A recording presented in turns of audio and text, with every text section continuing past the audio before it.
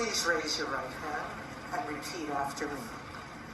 I, Kamala Devi Harris, do solemnly swear Kamala Devi Harris, do solemnly swear that I will support and defend the Constitution of the United States that I will support and defend the Constitution of the United States against all enemies, foreign and domestic, against all enemies, foreign and domestic, that I will bear true faith and allegiance to the same, that I will bear true faith and allegiance to the same, that I take this obligation freely that I take this obligation freely without any mental reservation or purpose of evasion, without any mental reservation or purpose of evasion, that I will well and faithfully discharge that I will well and faithfully discharge the duties of the office on which I am about to enter. the duties of the office upon which I am about to enter. So help me God. So help me God.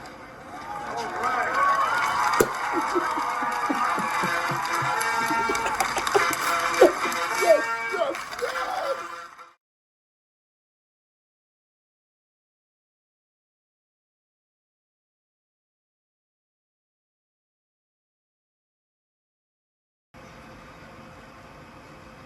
Please raise your right hand and repeat after me. I, Joseph Robinette Biden Jr., do solemnly swear I, Joseph Robinette Biden Jr., do solemnly swear that I will faithfully execute that I will faithfully execute the office of President of the United States the office of President of the United States, and will, to the best of my ability, will to the best of my ability preserve, protect, and defend preserve, protect, and defend the Constitution of the United States. the Constitution of the United States. So help you God. So help me God. Congratulations, Mr. Thank President.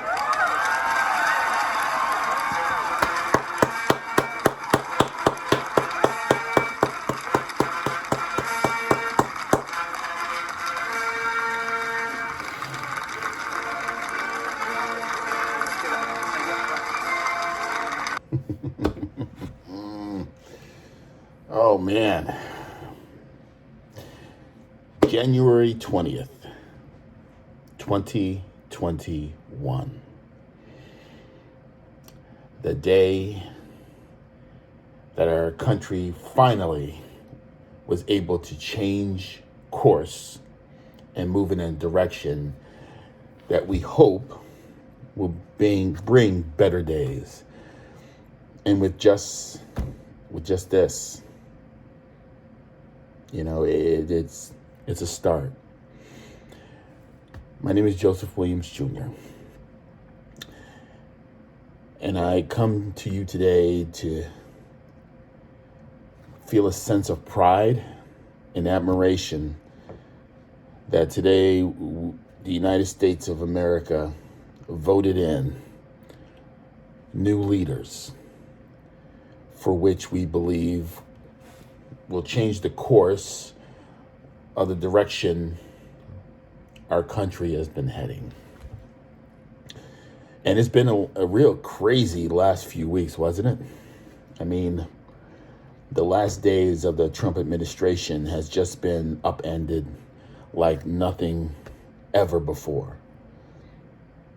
Started off with the insurrection on a date that the votes were to be certified with a joint session of Congress. And we have the insurrection. And it's amazing how this whole thing rolled 1 week after another, right? One moment. So we started with the insurrection, and then the impeachment of Donald Trump for a second time. And now on January 20th, 2021, we have the inaugurations of both Kamala Harris for Vice President of the United States, first female, first black, first Asian and Joseph Biden as President of the United States. It's amazing. It really is.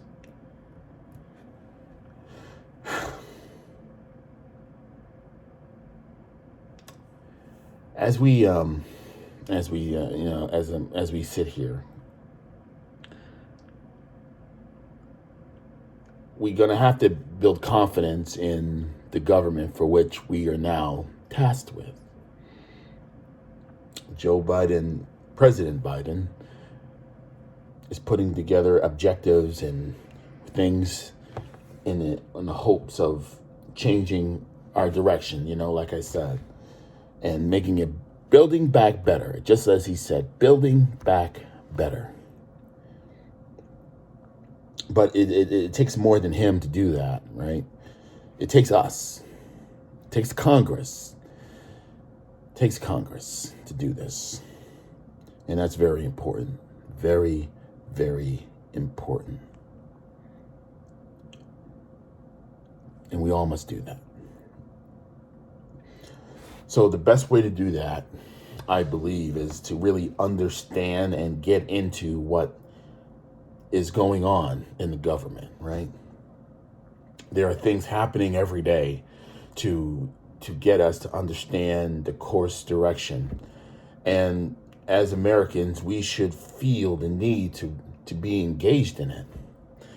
Because the one thing about government, and I think we've all taken it for granted over the years, is that pretty much the United States government, our government, is pretty much on a up until 4 years ago, been on a autopilot to some extent.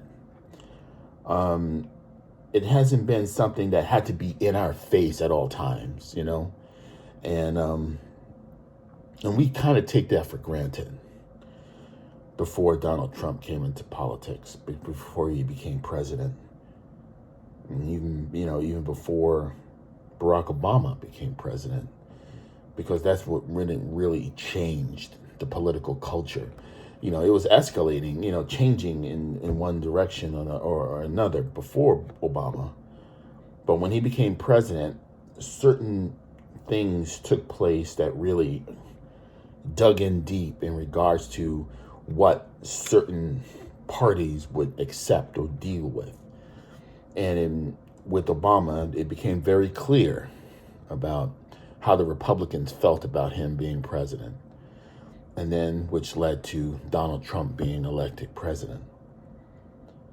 And now, with Joe Biden elected president, there was a galvanizing, right? The people getting together to really engage the politics of the world, of our country today, in order to change direction for which we're going on.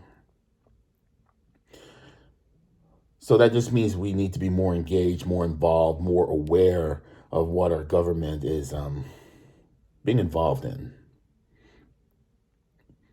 But I got to tell you,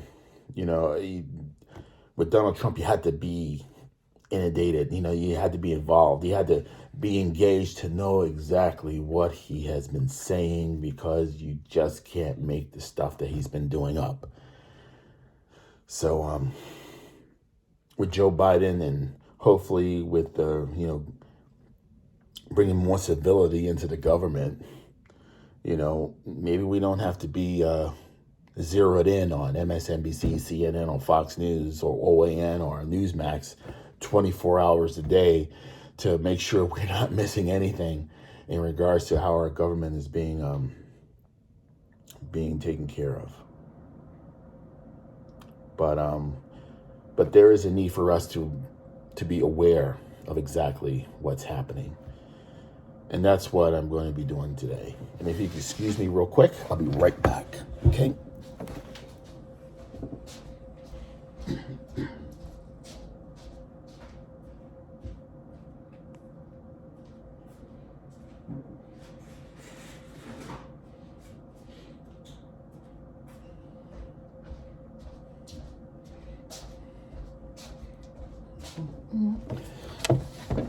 Sorry. I think I had a Marco Rubio moment. Water.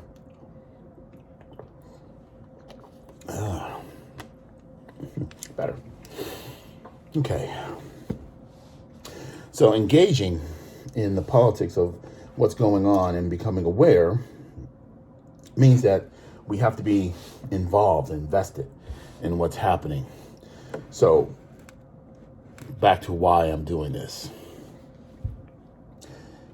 You know, we rely on MSNBC and different news programs to read through what the government is doing, and then they relate to us exactly what's been happening.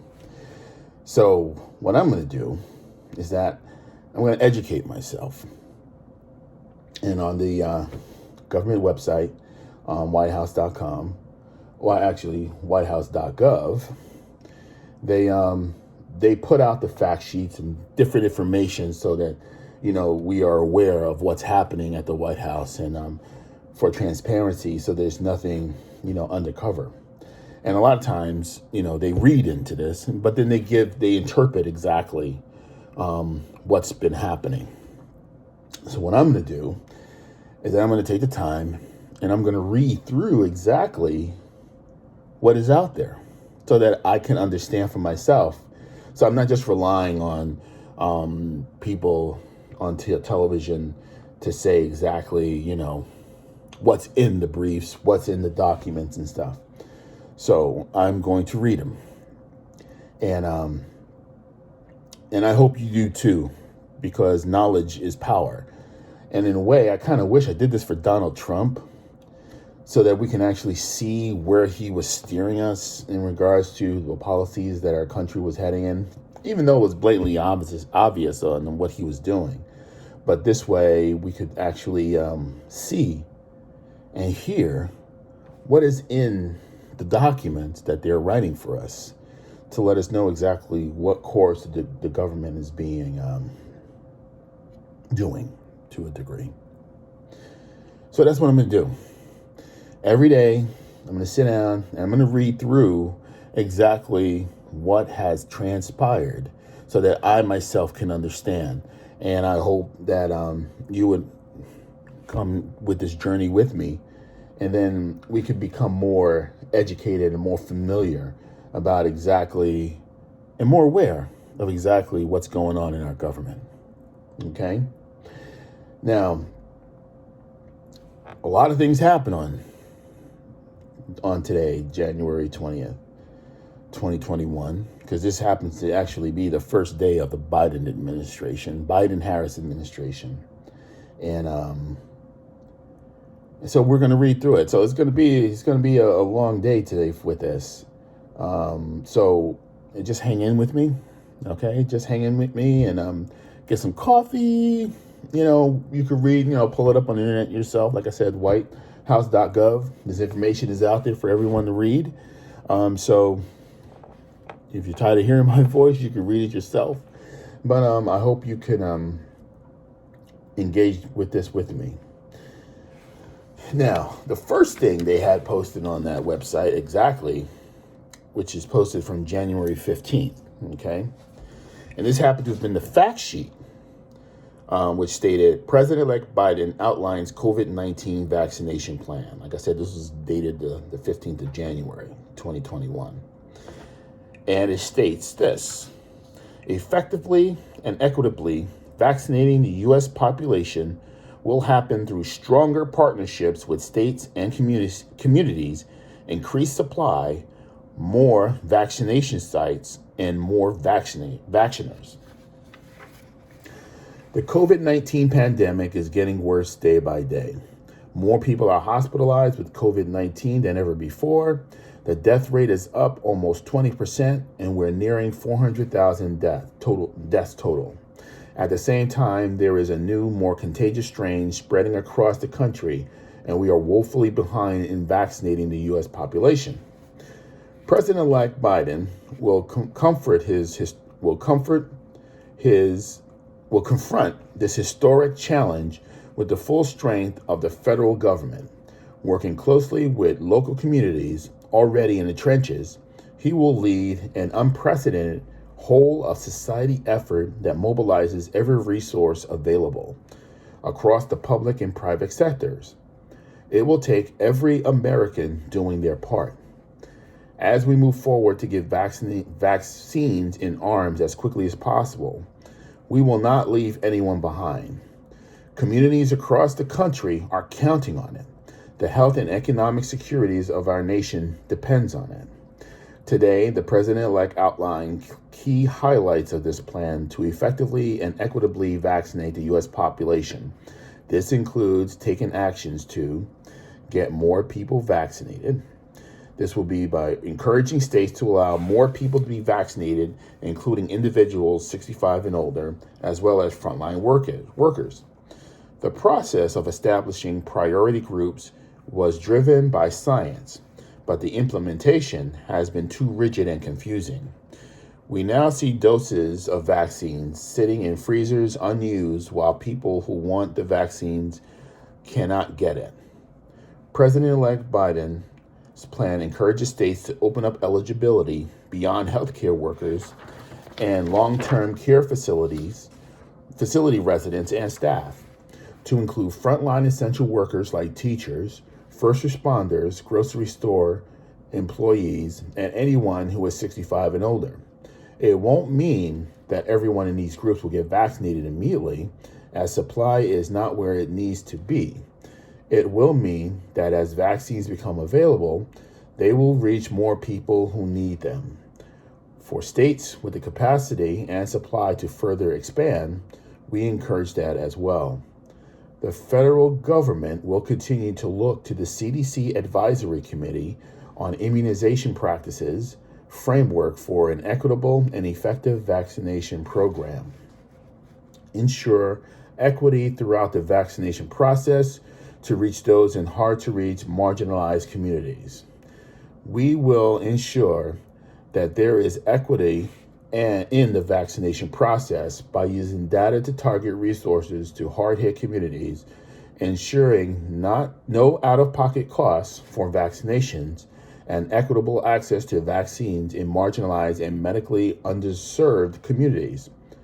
Partnerships with state, local, and community-based organizations and trusted healthcare providers like community health centers will be central in this effort. Create more vaccination sites.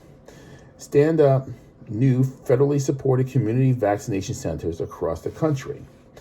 Getting as many people vaccinated as quickly as possible will require close coordination between the federal government and all states and territories. Knowing that not all states and jurisdictions have the resources to scale vaccinations at the pace this crisis demands, the Biden-Harris administration will leverage federal resources and emergency contracting authorities to launch new vaccination sites and to expand state and local efforts across the country. With the support of Federal Emergency Management Administration, FEMA, these sites will mobilize thousands of clinical and non-clinical staff and contractors who will work hand in glove with the National Guard and state and local teams. The program will be scaled based on what is working best on the ground for state and local partners and the communities they serve. Fully reimburse state deployment of the National Guard to support vaccinations and provide additional FEMA assistance. Many states are planning to use their National Guard to support vaccine distribution efforts, including to support critical transportation and logistical functions. To further support states, President-elect Biden's plan fully reimburses states for the use of the National Guard and provides 100% cost match for state and local emergency costs through FEMA. Launch mobile vaccination clinics and provide partnerships to reach underserved urban areas and rural communities. President-elect Biden will deploy mobile vaccination clinics to the hard-to-reach communities and to support those who face challenges, accessible vaccination sites, including individuals who live in underserved urban and rural areas. The federal government will partner with states and local providers, including primary care providers, to ensure that they have the resources needed to help get vaccines to the communities they serve. The federal government will launch targeted programs to engage community health centers, rural health clinics, critical access hospitals, and tribal health services to ensure that we can meet the needs of all communities. Also, make vaccines available to pharmacies.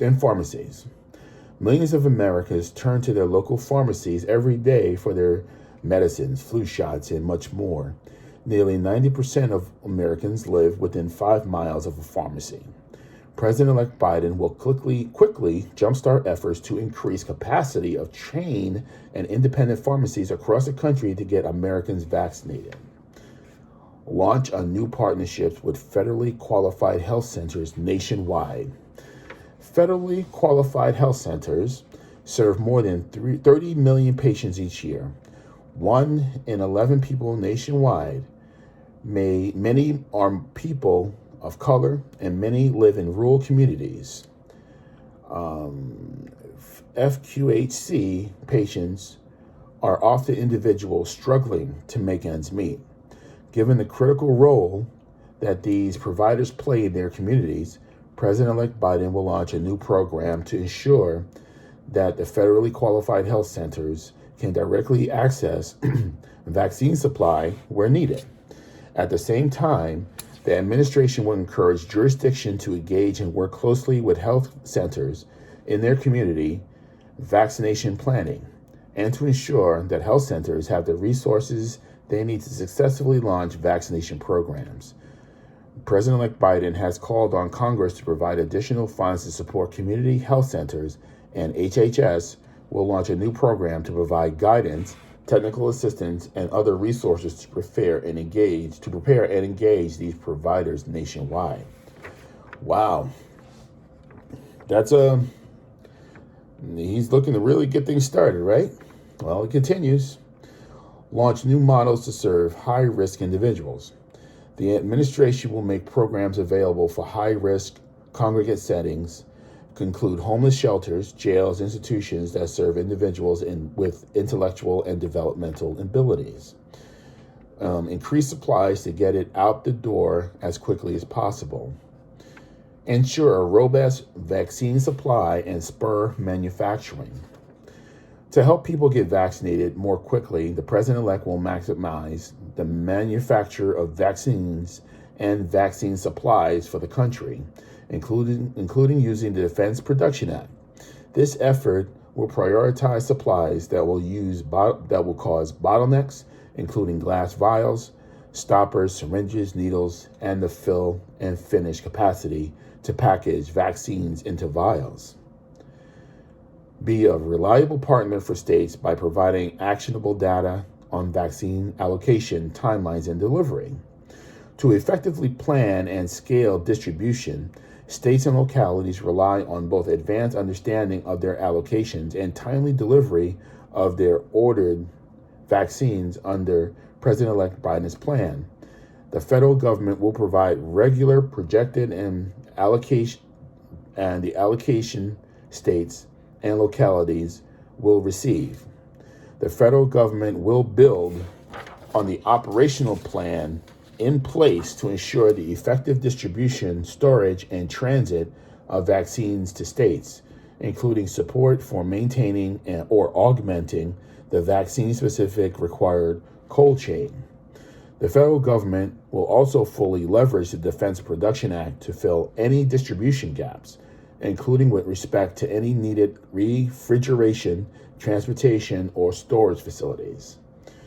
Increase vaccine availability while maintaining a commitment to the 2-dose schedule. President-elect Biden's plan will release the vast majority of vaccines when they are available, so more people can get vaccinated quickly while still remaining a small reserve for any unforeseen shortages or delays. To continue ensuring second dose availability on the timeline recommended by the FDA, the Biden-Harris administration will closely monitor development, production, and release of vaccine and use the DPA as needed to ensure adequate supply for second doses on the timeline recommended by the FDA. Mobilize more personnel to get shots in arms. Surge the public health workforce to support the vaccination effort. A diverse, community-based public health workforce is essential to the effective vaccination program. President-elect Biden will address workforce needs by taking steps to allow additional qualified professionals to administer vaccines and strongly encourage states to use their flexibility fully to surge their workforce, included by expanding scope of practice laws and waiving licensing requirements as appropriate. The federal government, in partnership with states, will provide appropriate training, including throughout the U.S. Public Health Service Commission Corps. The president-elect will also act swiftly to amend the current COVID-19 Public Readiness and Emergency Preparedness Act declaration to permit certain qualified professionals, including retired medical professionals that are not licensed under the state law to administer vaccines, to be able to do so with appropriate training to expand number of qualified professionals able to administer the vaccine. Mobilize a public health jobs program to support COVID-19 response. President-elect Biden has asked Congress to make a historical investment in expanding the public health workforce, funding 100,000 public health care workers to nearly triple the country's community health roles. These individuals will hire to work in their local communities to perform vital tasks like vaccine outreach and contact tracing in the near term, and to transition into community health roles to build our long-term public health capacity that will help improve quality of care and reduce hospitalizations for low-income and underserved communities. Ensure American people have the information and confidence they need to get vaccinated. Launch a federally, locally focused public education campaign. The federal government will build public trust through increased transparency, communication around programs and setbacks, and a public education campaign that addresses vaccine hesitancy and is tailored to meet the needs of local communities. The campaign will work to elevate trusted local voices and outline the historic efforts to deliver a safe and effective vaccine as part of a national strategy for beating COVID-19. Well, that is a very awesome outline for the vaccination plan. It's a start, right? It's a lot more than what we've seen these last few months from the previous administration. So that was from January 15th. Now, on January 20th, after his inauguration, he laid out quite a bit of stuff today, right? So what we're going to do is we're going to first go through the fact sheet for a list of agency actions for review. And that is a long list of stuff that he's looking to get going under. Okay? So, the fact sheet, which is a list of agency actions for review. All right. Actions address the COVID-19 pandemic, provide economic relief, tackle climate change, and advance racial equality. Boy, that's a tall order there. Now, this is a non-exclusive list of agency actions that heads of relevant agencies will review in accordance with the executive order protecting public health and the environment and restoring science to tackle climate change, to tackle the climate crisis. Additional agency actions also will be reviewed to determine the consistency of Section 1 of the executive order. Note that actions published on the January 20th register will be added to this list. So, Council on Environmental Quality. Okay, we got guidance document procedures. Okay. 86 Federal Register 1279. 2. Update of the regulations implementing the procedural provisions of the National Environmental Policy Act, 85 Fed Register 43304, dated July 16, 2020. The U.S. Department of Agriculture, 1. Special areas, roadless area conservation, National Forest System lands in Alaska. Okay, under the the U.S. Department of Commerce, taking the important marine mammals, taking marine mammals incidental to geophysical surveys related to oil and gas activities in the Gulf of Mexico. Endangered and threatened wildlife and plants, regulations for listing endangered threatening species and designating critical habitats. Okay. Next is the National Oceanic Atmospheric Administration biological opinion on long-term operation of the Central Valley Project and State Water Project. Endangered and threatened wildlife and plants, regulations for listing species and designating critical habitats, and endangered and threatening wildlife and plants, regulations for interagency cooperation. Now, I think that has to do with hunting animals to extinction. So I think they'll be doing a lot of work with that to making sure that we're not, killing off everything as we go on, okay? The U.S. Department of Defense, reissuance and modifications of nationwide permits, the Navigable Waters Protection Rule, definitions of waters of the United States. Under the U.S. Department of Energy Conservation Program, energy conservation standards for small electric motors, Energy Conservation Program, establishment of new product classes for residential clothes washers and consumer clothes dryers. Test procedures, interim waiver process, Energy Conservation Program, establishment of a new product class for residential dishwashers. Energy Conservation Program for appliance standards, procedures for evaluating statutory factors for use in new or revised energy conservation standards. Energy Conservation Program for appliance standards, procedures for the use in new and revised energy conservation standards, and test procedures for consumer products and commercial industrial equipment. Energy Conservation Program, energy conservation standards.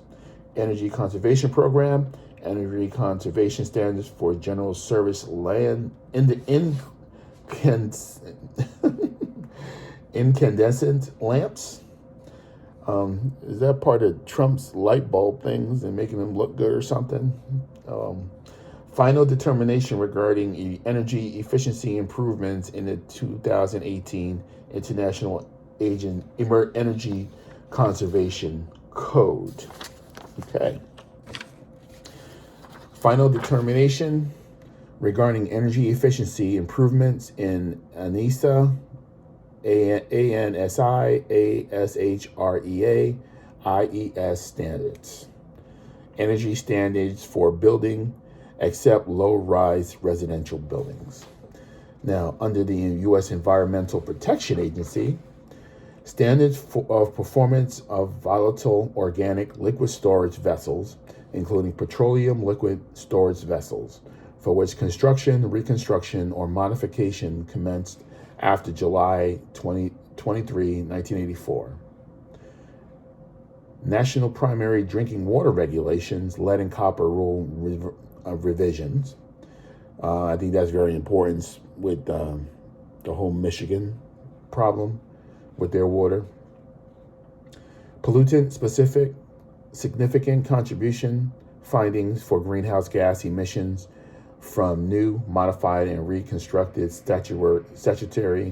stationary sources, electric utility generating units, and process for determining significance of other new source performance standards source categories. Controlled air populations for airplanes and airplane engines, GHG emission standards, and test procedures. Review of dust lead post-abate clearance levels. hexachromal butane regulations of persistent bioaccumulative and toxic chemicals under the TCCA Section 6H. Wow. Guess I should have done college, huh, and try to read this stuff. Pentachlorophenol regulations of persistent bioaccumulative and toxic chemicals under the TSCA Section 6H. Phenol isophenol phosphate regulations of persistent bioaccumulative and toxic chemicals under the TSCA 6H. Decamphenyl ether regulations of persistent bioaccumulative and toxic chemicals under the TSCA Section 6H. Well, there's a lot under this Section 6H, 2,4,6 tristerit butane ifol. 2,4,6 TTBP regulation of persistent bioaccumulative and toxic chemicals under the TSCA Section 6H. Strengthening transparency in pivotal science underlying significant regulatory activity, influential scientific information, 86 regulation, federal regulation 469. Review of the ozone national ambient air quality standards. Very important. Increasing consistency and transparency in considering benefits and costs of Clean Air Act rulemaking process. 85 Fed Regulation 84130. Review of the national ambient air quality standards for particulate matter. Reclassification of major sources as areas surfaces under Section 112 of the Clean Air Act. Hazardous and solid waste management system disposal of CCR, a holistic approach to closure. Part B, alternate demonstration of underlying surface impoundments. MPDES electronic reports rule, phase 2 extension. Pesticides agricultural worker protection standard, revision of the application exclusion zone requirements. EPA guidance administrative procedures for issuance of and public petitions. Stream electric reconsideration rule. The U.S. Environmental Protection Agency memorandum regarding inclusion of provisions governing period of startup, shutdown, and malfunctions in state implementation plans. Oil and natural gas sector, emission standards for new, reconstructed, and modified sources reconsideration. Oil and natural gas sector, emission standards for new, reconstructed, and modified sources review. Hazardous and solid waste management system, disposal of coal combustion residuals from electric utilities to holistic approach to closure, Part A, deadline to initiate closure. Streamlining procedures for permit appeals. Drinking water, final actions of perchlorate. Clean Water Act Sections 401 certification rule. Methane chloride. Final Toxic Substance Control Act, TSCA risk evaluation, notice of availability. Natural emission standards for hazardous air pollutants, coal and oil-fired electric utility stream generic units, reconsideration of supplemental finding and residual risk and technology review. The Safer, Affordable, Fuel-Efficient SAFE safe vehicles rule for model years 2021 through 2026, passenger cars and light trucks. The Navigable Waters Protections Rule, definitions of waters of the United States. Air Plan approval, Texas Dallas-Fort Worth area redesignation and maintenance plan for revoked ozone national ambient air quality standards. Protection of the stratospheric ozone, revisions of the refrigerant management program's extension to substitutes.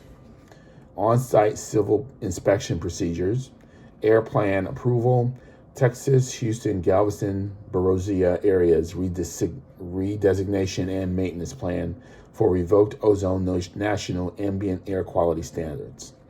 accidental release prevention requirements, risk management programs under the Clean Air Act, U.S. Environmental Protection Agency evaluation of Maryland's Phase 3 Watershed Implementation Plan, findings of failure to submit a Clean Air Act Section 110 State Implementation Plan for interstate transport for the 2015 Ozone National Ambient Air Quality Standards.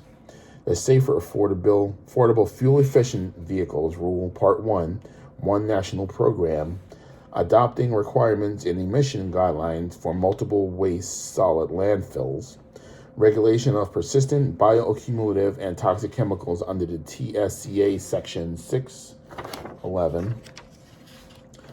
Wow. Chlorophyll, final order denying objections to March 2017 petition denial order. Review of the dust lead hazard standards and the definition of lead-based paint. Repeal of the Clean Power Plan emissions guidelines for greenhouse gas emissions from existing electric utility generating units. Revision to the national guidelines implementing regulations. Methane chloride regulations of paint and coating removal for consumer use under the TSCA section. Hazardous and solid waste management system, disposal of cold combustion residuals from electric utilities, amendments of the national minimum criteria, financial responsibility requirements under the CRCLA section 108B for classes of facilities in the hard rock mining industry, procedures of the chemical risk evaluation under the amended Substance Control Act. Wow, that is a lot under the U.S. Environmental Protection Agency area, right? And you wonder why that's so important in taking care of our environment. U.S. Justice Department, prohibition on settlement payments to non-governmental third parties. That's going to be interesting to look out for. The U.S. Department of the Interior, endangered and threatened wildlife and plants, revised designation of critical habitats for the northern spotted owl. Wow, why are they messing with the owl? Maybe that's because they did something in the last administration to make them more endangered, huh? The U.S. Department of the Interior, National Greatest Sage Grouse Land Use Planning page. Regulations government take of migratory birds. Endangered and threatened wildlife and plants, regulations for designating critical habitat. Forest management decision process and timber sale administration. Endangered and threatened wildlife and plants, 12-month finding for the monarch butterfly. Endangered and threatened wildlife and plants, regulations for listing endangered and threatening species and designating critical habitats. Notice of availability of the proposed resource management plan and final environmental impact statement for the Bering Sea Western Interior Planning Area in Alaska. Endangered and threatened wildlife and plants, 11 species not warranted for listing as endangered or threatened species. Endangered and threatened wildlife and plants, removing the gray wolf, Canis lupus, from the list of endangered and threatening wildlife. This regulation was dated November 3rd, 2020. Is that because that under the last administration, they removed them from the endangered species list and they want to put them back? And this administration want to put them back on the list? That would be very interesting to see. My brother-in-law, before he died, he loved wolves. He loved wolves. They are beautiful animals, you know. And the sounds they make when they howl at night, it's a beautiful sound. Y'all should look it up. Okay. Notice of availability of the records of decisions of the proposed Willow Master Development Plan Project Alaska. Procedures for issuing guidance documents. Alaska hunting and trapping in national preserves. U.S. Department of Interior, M37056, status of mineral ownership underlying the Missouri River within the boundaries of the Fort Barinhold Indian Reservation. That'll be interesting to see. The National Environmental Policy Act implementing procedures for the Bureau of Land Management.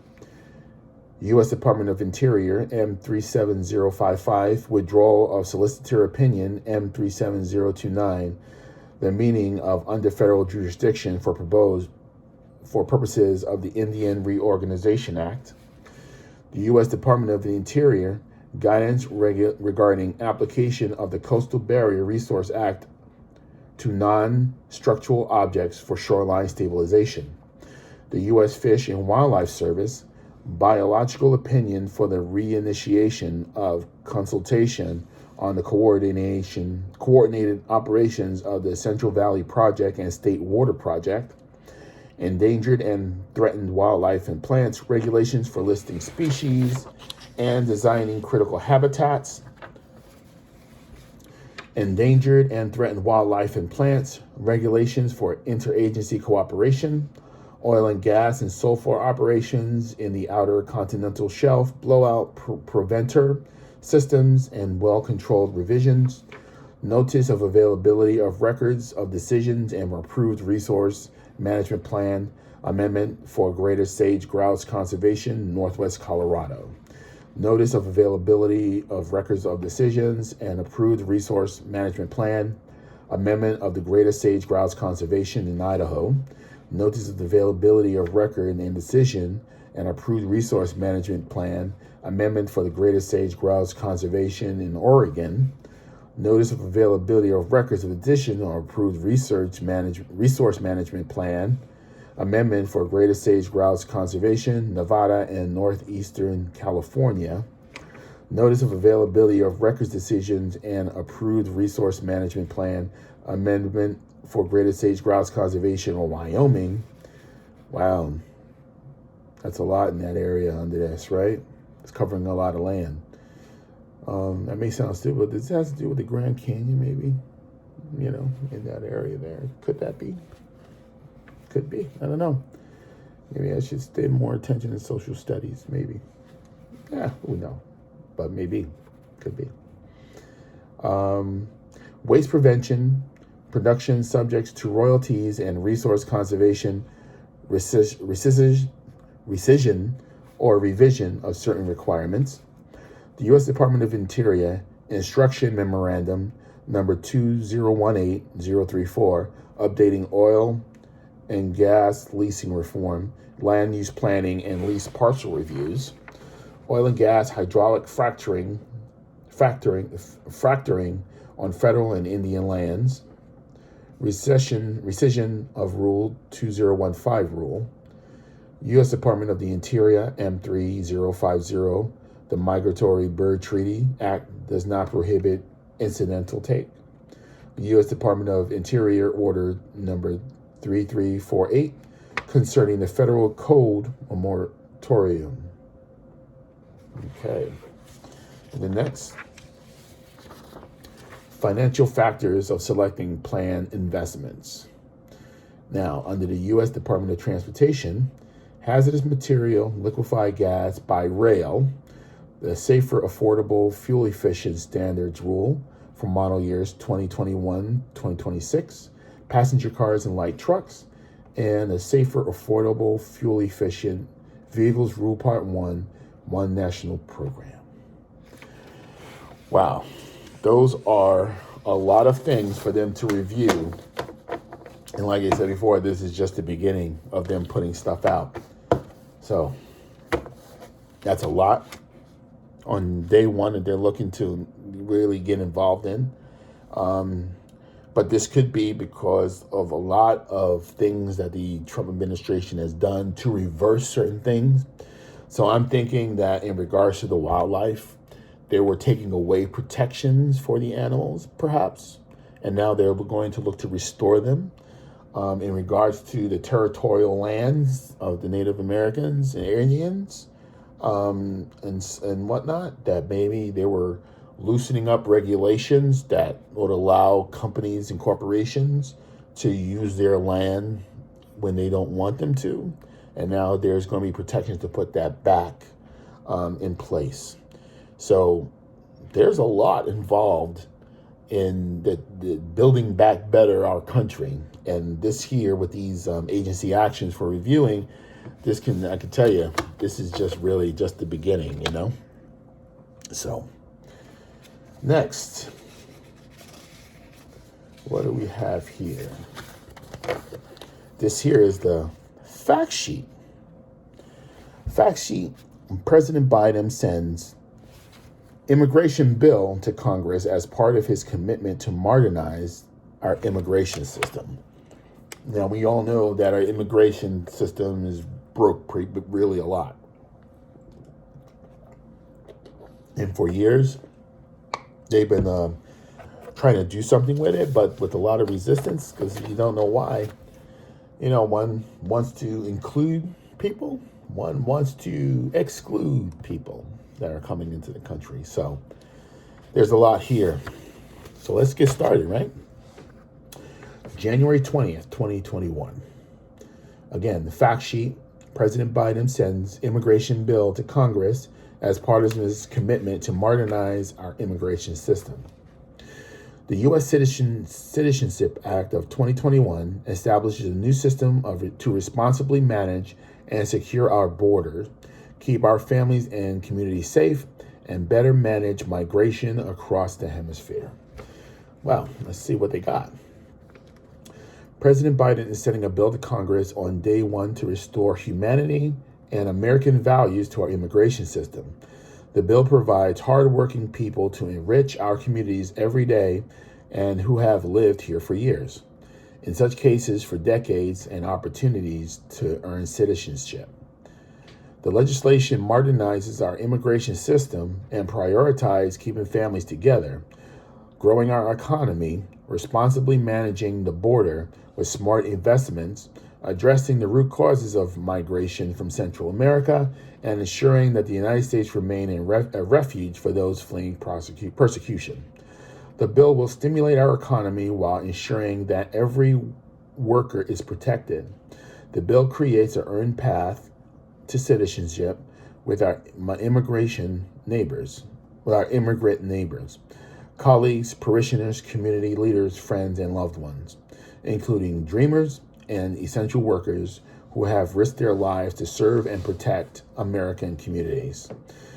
The U.S. Citizenship Act will provide pathways to citizenship and strengthen labor protections.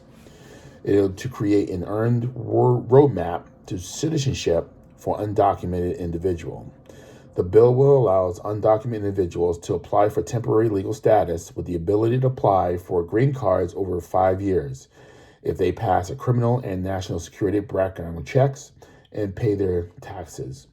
Dreamers, TPS holders, and immigrant farm workers who meet specifications with specific requirements are eligible for green cards immediately under the legislation.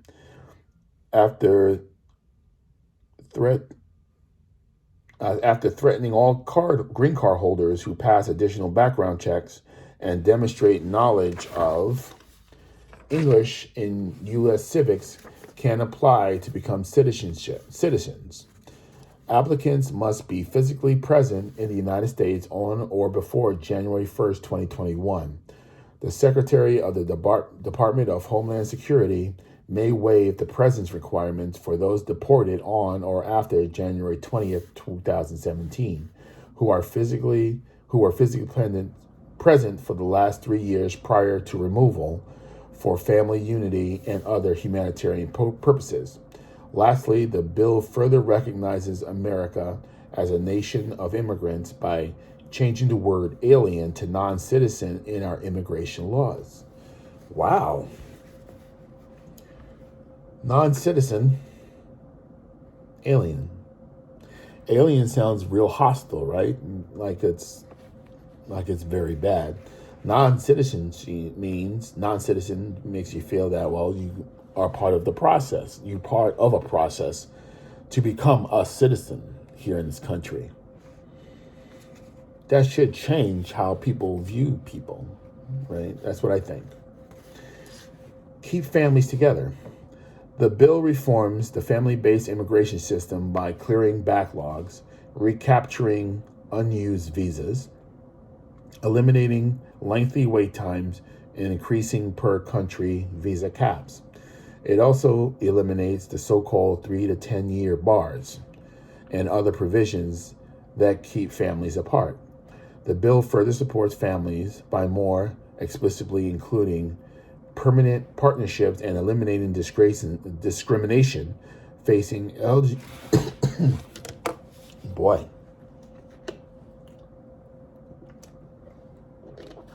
is a lot. Okay, let's try that again. The bill further supports families by more explicitly including permanent partnerships and eliminating discrimination facing LGBTQ plus families. It also provides protections for orphans, widows, children, and Filipino veterans who fought alongside the United States in World War II. Lastly, the bill allows immigrants with approved family sponsorship petitions to join family in the United States on a temporary basis while they wait for green cards to become available. Embrace diversity. The bill includes a No-Ban Act that prohibits discrimination based on religion and limits presidential authority to issue future bans. The bill also increases diversity visas to 80,000 from 55,000. Promote immigrant and refugee integration and citizenship. The bill provides a new funding to state and local governments, provide educational institutions, community-based organizations, and not-for-profit organizations to expand programs to promote integration and inclusion, increase English language instructions, and provide assistance to individuals seeking to become citizens. Cool. Grow our economy. This bill clears employment-based visa backlogs, recaptures unused visas, reduces lengthy wait times, and eliminates per-country visa caps. The bill makes it easier for graduates of U.S. universities with advanced STEM degrees to stay in the United States. It improves access to green cards for workers in lower wage sectors and eliminates other unnecessary hurdles for employment-based green cards. The bill provides dependents of visa holders work authorizations, and children are prevented from aging out of the system. The bill also creates a pilot program to stimulate regional economic development, give DHS the authority to adjust green cards based on microeconomic conditions, and incentives higher wages for non-immigrant, high-skilled visas to prevent unfair competitions with American workers.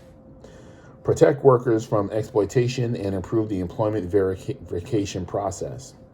The bill requires that DHS and Department of Labor establish a commission involving employer and civil rights organizations to make recommendations for improving employment verification process. Workers who suffer serious labor violations and cooperate with worker protection agencies will be granted greater access to U visa relief. The bill protects workers who are victims of workplace retaliations from deportations in order to allow labor agencies to interview these workers. It also protects immigrants and seasonal workers and increased penalties for employers who violate labor laws. Prioritize smart border controls. Supplement existing border resources with technology and infrastructure. The legislation builds on record budget allocations for immigration enforcement by authorizing additional funding for the Secretary of DHS to develop and implement a plan to deploy technology to expedite screening and enhance the ability of identifying narcotics and other contraband at every land, air, and seaport entry. This includes high throughput scanning technologies to ensure that all commercial and passenger vehicles and freight rail traffic entering the United States at land ports of entry and rail border crossing along the border undergo a pre-primary scanning. It also authorizes and provides funding for plans to improve infrastructure at ports of entry to enhance the ability to process asylum seekers and detect, interdict, and disrupt and prevent narcotics from entering the United States. It authorizes the DHS Secretary to develop and implement a strategy to manage and secure the southern border between ports of entry that focuses on flexible solutions and technologies that expand the ability to detect illicit activity, evaluate the effectiveness of border security operations, and be easily relocated to broken out of border patrol sector. To protect privacy, the DHS Inspector General is authorized to conduct oversight to ensure that employed technology effectively serves legitimate agency purposes. Manage the border and protect border communities. The bill provides funding for training and continuing education to promote agent and officer safety and professionalism. It also creates a border community stakeholder advisory committee, provides more special agents at the DHS Office of Professional Responsibility to investigate criminal and administrative misconduct, and requires the issuance of department-wide policies governing the use of force. The bill directs the Government Accountability Office to study the impact of the DHS authority to waive environmental and state and federal law to expedite the construction of barriers and roads near U.S. borders, and provides for additional rescue beacons to prevent needless death along the border. The bill authorizes and provides funding for DHS in coordination of the Department of Health and Human Services and non-governmental experts to develop guidelines and protocols for standards for care of individuals, families, and children in CBP custody. Crackdown on criminal organizations. The bill enhances the ability to prosecute individuals involved in smuggling and trafficking networks who are responsible for the exploitation of migrants, it also expands investigations, intelligence, and collection analysis pursuant to the Foreign Narcotics Kingpin Designation Act to increase sanctions against foreign narcotics traffickers, their organizations, and networks. The bill also requires the Federal Bureau of Investigation, FBI, Drug Enforcement Agency, DEA, and DHS in coordination with the Secretary of State to improve and extend transnational anti-gang task forces in Central America. Address root causes for migration. Start from the source. The bill codifies and funds the President's $4 billion four-year interagency plan to address the underlying causes of migration in the region, including by increasing assistance to El Salvador, Guatemala, Honduras, conditioned on their ability to reduce the economic corruption, violence, and poverty that causes people to flee their home countries. It also creates a safe and legal channel for people to seek protections, including by establishing designated processing centers throughout Central America to register and process displaced persons for refugee centers and other lawful migration avenues, either to the United States or other partner countries.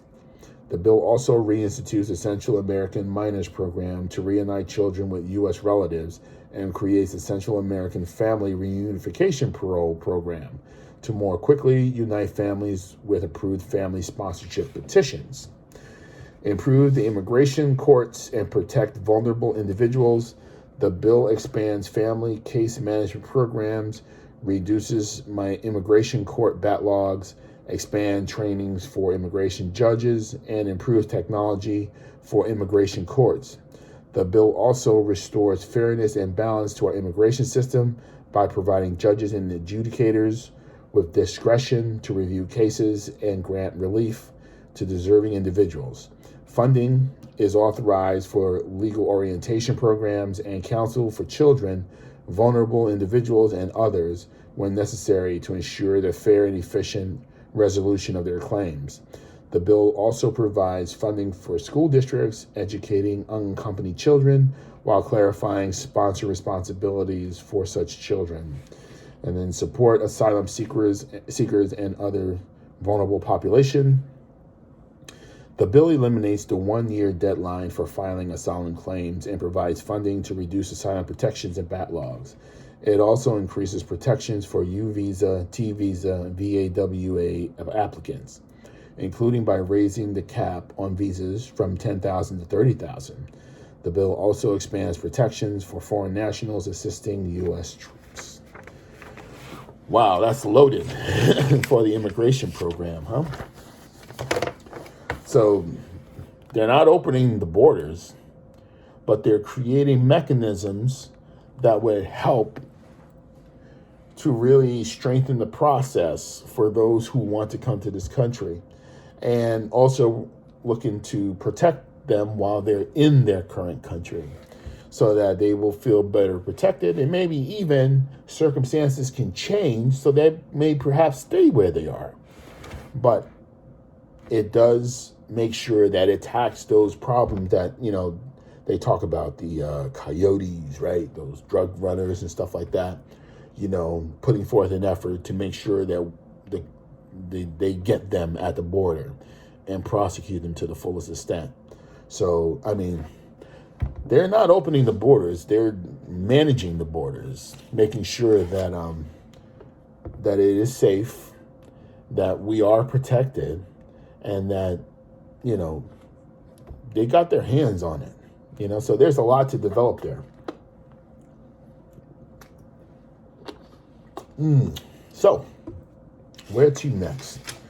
Well, here we go.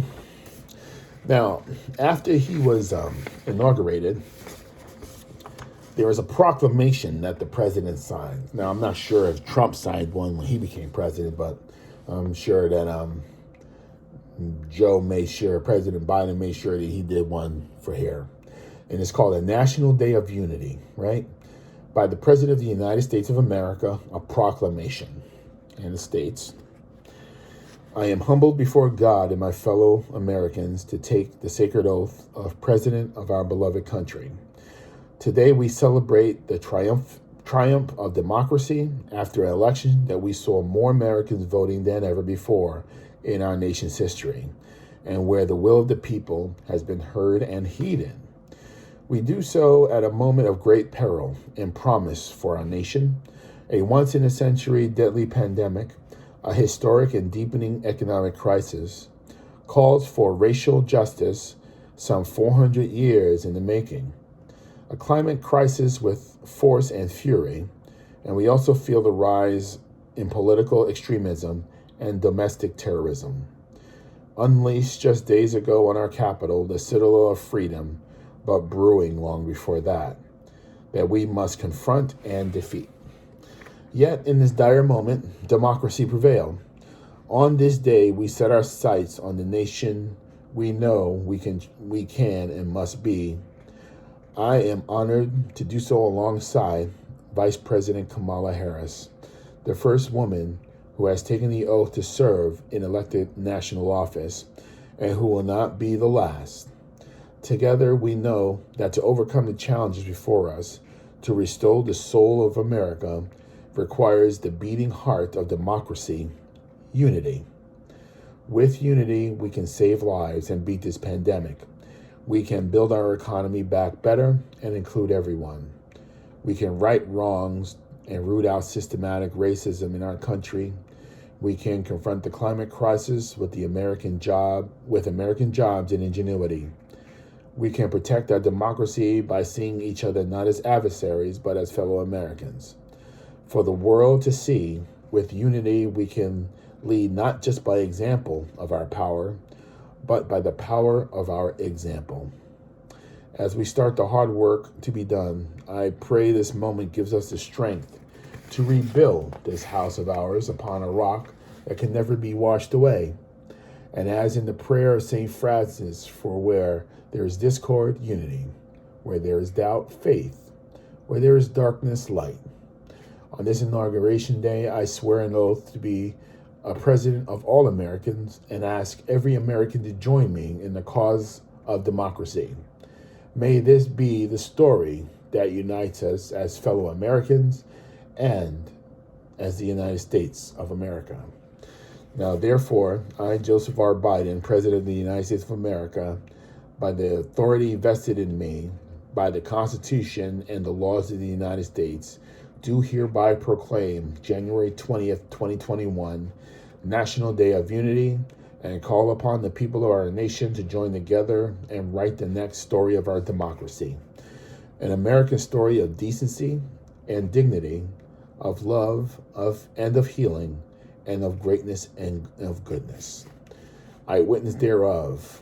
I have hereunto set my hand this 20th day of January in the year of our Lord, 2021, and of the independence of the United States of America, the 245th. Wow.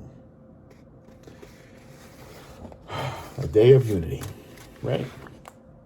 It's a beautiful thing. That's what he's been professing all along, right? Becoming united. United. Remember, we are the United States of America, not the divided. We are not the red state of America. We're not the blue state of the Americas. We are the United States of America. Okay. All right. Next up, regulatory freeze pending review. January 20th, 2021. Memorandum for the heads of executive departments and agencies from Ronald A. Klein, Assistant to the President and Chief of Staff. Subject, regulatory freeze pending review. The President has asked me to communicate to each of you his plan for managing the federal regulatory process at the outset of his administration, in order to ensure that the President's appointees or designees have the opportunity to review any new or pending rules. At the direction of the President, I ask that you immediately take the following steps. What?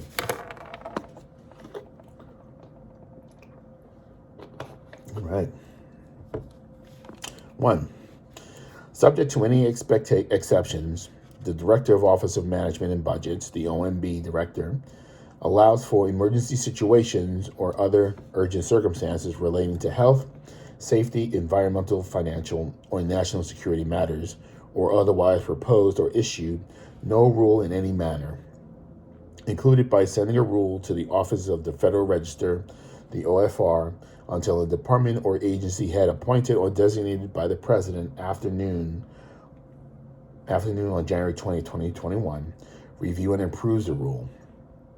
The department or agency heads delegate this power to review and approval to any other person so appointed or designee by the President consistent with applicable laws.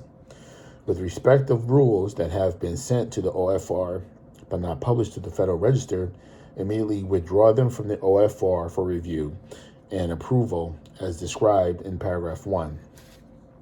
Subject to the exceptions described in paragraph 1, this withdrawal must be conducted consistent with the OFR procedures.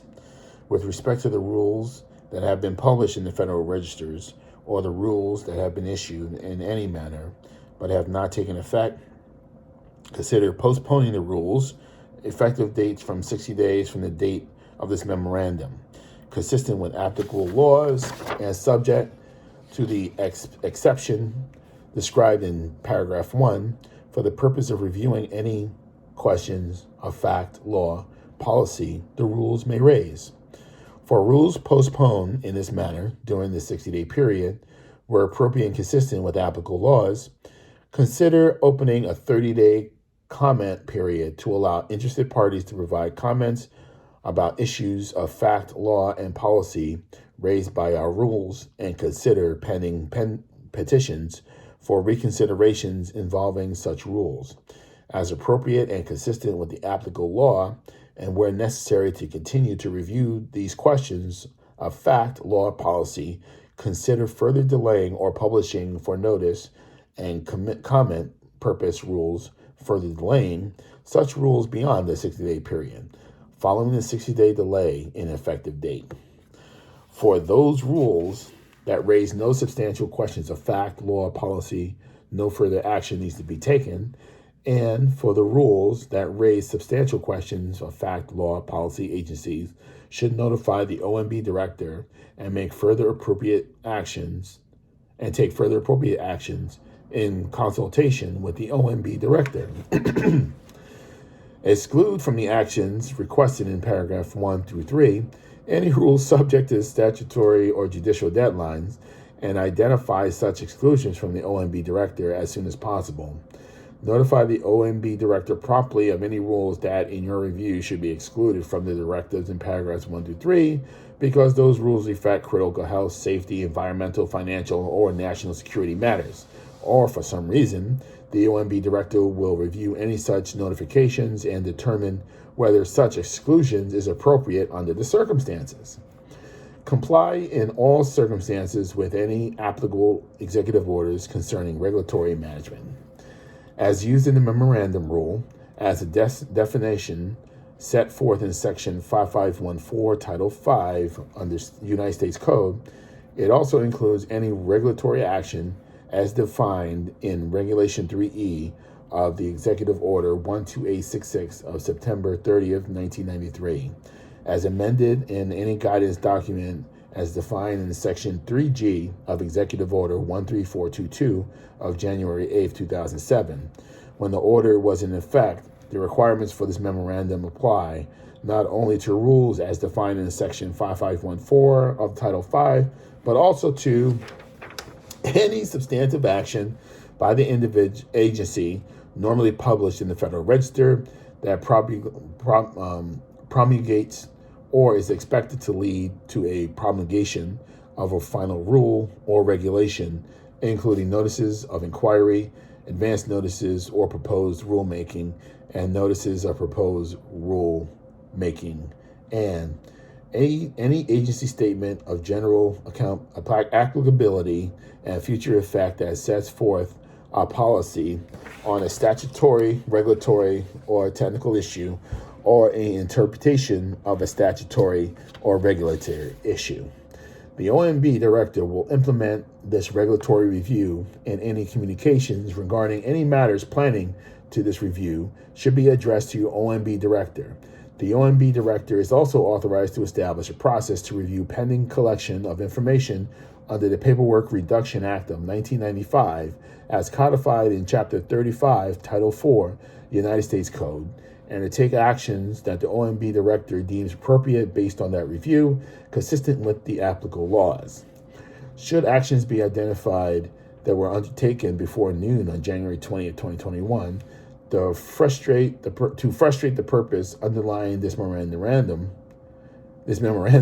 I will modify or extend this memorandum pursuant to the direction of the President to request that agency heads consider taking steps to address those actions.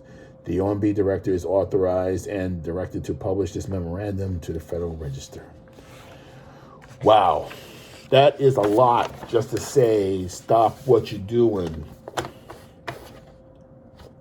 Stop, right?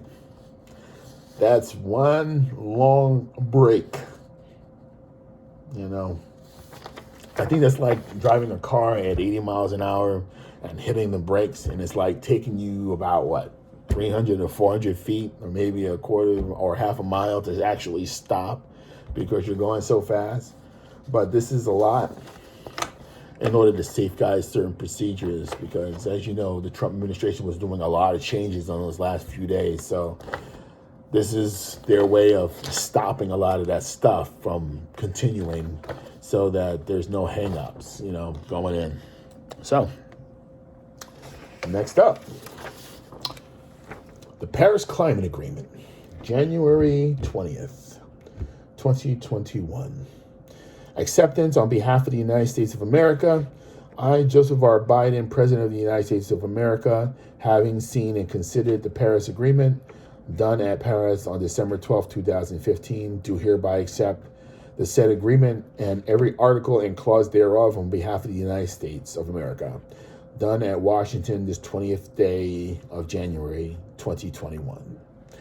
And with one brief paragraph, the United States is back in the Paris Climate Agreement. Thank you, right? So, what's next? President Joe Biden announces acting federal agency leadership. Okay. January 20th, 2021. Today, President Joe Biden announced the acting agency leadership across the administration to assist in the next phase of transition of government. These individuals, nearly all of them, are career civil servants, will temporarily lead federal agencies while cabinet nominees continue moving through the confirmation process. These public servants have significant experience in the agencies they will now temporarily lead. They will play an important role as the Biden administration prepares to coordinate a whole of government approach to tackle challenges facing the nation, restore trust in our government, and ensure the federal government and its many agencies serves the American people. President Joe Biden said, "These public servants, like so many across the federal government, are dedicated to serving the American people, not a political party or agenda. Their experience in government and communities to serve will allow this administration to take the reins as we prepare to get the pandemic under control and our economy moving once again.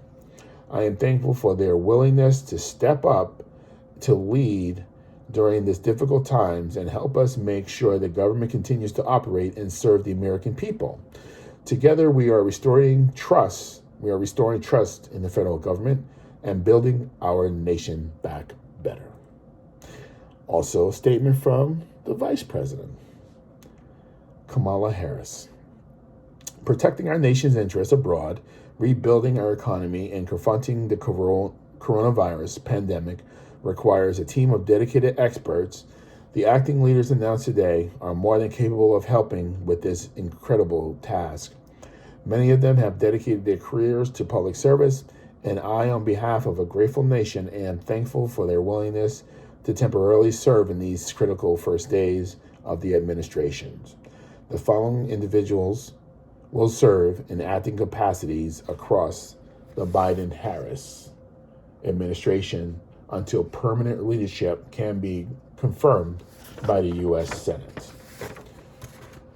Central Intelligence Agency, David Cohen. Consumer Financial Protection Bureau, Dave Uglio. U.S. Department of Agriculture, Kevin Shea. Department of Commerce, Wynne Coggins. Department of Defense, David Norquist. Department of Education, Phil Rosenfeld. Department of Agency, David Huizinga. Department of Health and Human Services, Norris Cochran. Department of Homeland Security, David Picos. Department of Housing and Urban Development, Matt Emmon. Department of the Interior, Scott Della Vega. Department of Justice, Monty Wilkinson. Department of Labor, Al Stewart. Department of State, Dan Smith. Department of Transportation, Lana Hurdle. Department of Treasury, Andy Bogle. Department of Veteran Affairs, Dat Tran. Office of the Director of National Intelligence, Lori Sheo. Environmental Protection Agency, Jane Nasheed. National Aeronautics and Space Administration, Steve Jurix. National Endowment of the Arts, Ann Eilers. National Endowment of Humanities, Adam Wolfson. Office of Management and Budget, Rob Fairweather. Office of National Drug Control Policy, Regina LaBelle. Office of Personal Management, Kathy Mageddon. Peace Corps, Carol Schfan. Small Business Administration, Tammy Perelio. Social Security Administration, Andrew Saul. U.S. Agency of Global Media, Hugh Chow. U.S. Agency of International Development, Gloria Steele. U.S. International Development of Finance and Cooperation, Dave Jagedson. U.S. Mission to the United States, Rich Mills. and Office of Trade Representative Maria Pagan. Okay. Well,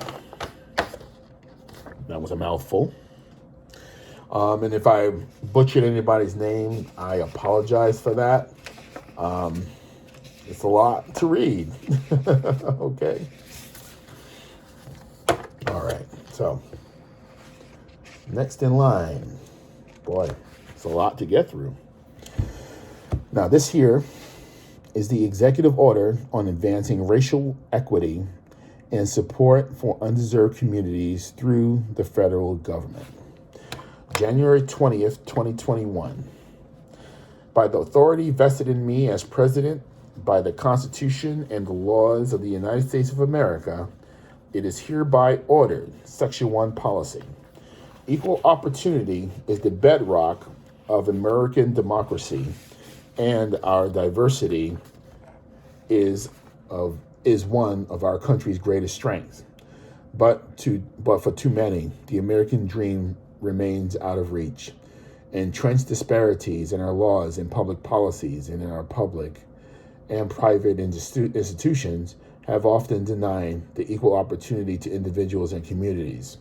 Our country faces converging economic, health, and climate crises that have exposed and exacerbated inequities, while a historic movement for justice has highlighted the unbearable human cost of the systematic racism. Our nation deserves an ambitious whole-of-government equity agenda that makes the scale of the opportunities and challenges that we face. It is therefore the policy of my administration that the federal government should pursue a comprehensive approach in advancing equity for all, including people of colors and others who have been historically underserved, marginalized, and adversely affected by persistent poverty and inequality. Affirmatively advancing equity, civil rights, racial justice, and equal opportunity is the responsibility of the whole of our government. Because advancing equity requires a systematic approach to embedding fairness in the decision-making process, executive departments and agencies must recognize and work to redress inequities in their policies and programs that serves as barriers to equal opportunity. By advancing equity across the federal government, we can create opportunities for the improvement of our communities that have been historically underserved, which benefits everyone. For example, an analysis shows that closing racial gaps in wages, housing, housing creates leading opportunities, and access to higher education will amount to an additional $1 trillion in gross domestic product in the American economy over the next 5 years. The federal government's goal in advancing equity is to provide everyone with the opportunity to reach their full potential. Consistent with these aims, each agency must assess whether and to what extent its programs and policies perpetuate systematic barriers to opportunities and benefits for people of color and other underserved groups. Such assessments will better equip agencies to develop policies and programs that deliver resources that benefits equitably to all. Section 2 definitions. For the purpose of this order, the term equity means the consistent and systematic, fair, just, and impartial treatment of all individuals, including individuals who belong to undeserved communities that have been denied such treatment, such as Black, Latino, Indigenous, or Native Americans, Asian Americans, Pacific Islanders, and other persons of colors, members of religious minorities, lesbian, gay, bisexual, transgender, and queer, LGBTQ+, persons with disabilities, persons who live in rural areas, and persons otherwise adversely affected by persistent poverty or inequality. The term undeserved communities refers to the population sharing a particular characteristic, as well as geographic communities that have seen systematically denied a full opportunity to participate in aspects of economic, social, civic life, as exemplified by the list in the pending definition of equity. Section 3, role of Domestic Policy Council. The role of the White House Domestic Policy Council is to coordinate the formulation and implementation of my administration's domestic policy objective. Consistent with this role, the DPC will coordinate efforts to embed equity principles, policies, and approaches across the federal government. This will include efforts to remove systematic barriers to and provide equal access to opportunities and benefits, identify communities and federal governments as underserved, and deploy policies designed to advance equity for those communities. The DPC-led interagency process will ensure that these efforts are made in coordination with the directors of the National Security Council and the National Economic Council. Section 4, identifying methods to assess to assess equity. The director of the Office of Management and Budget, OMB, shall, in partnership with the heads of agencies, study methods for assessing whether agency policies and actions create an exuberant barriers to full and equal participation to all eligible individuals.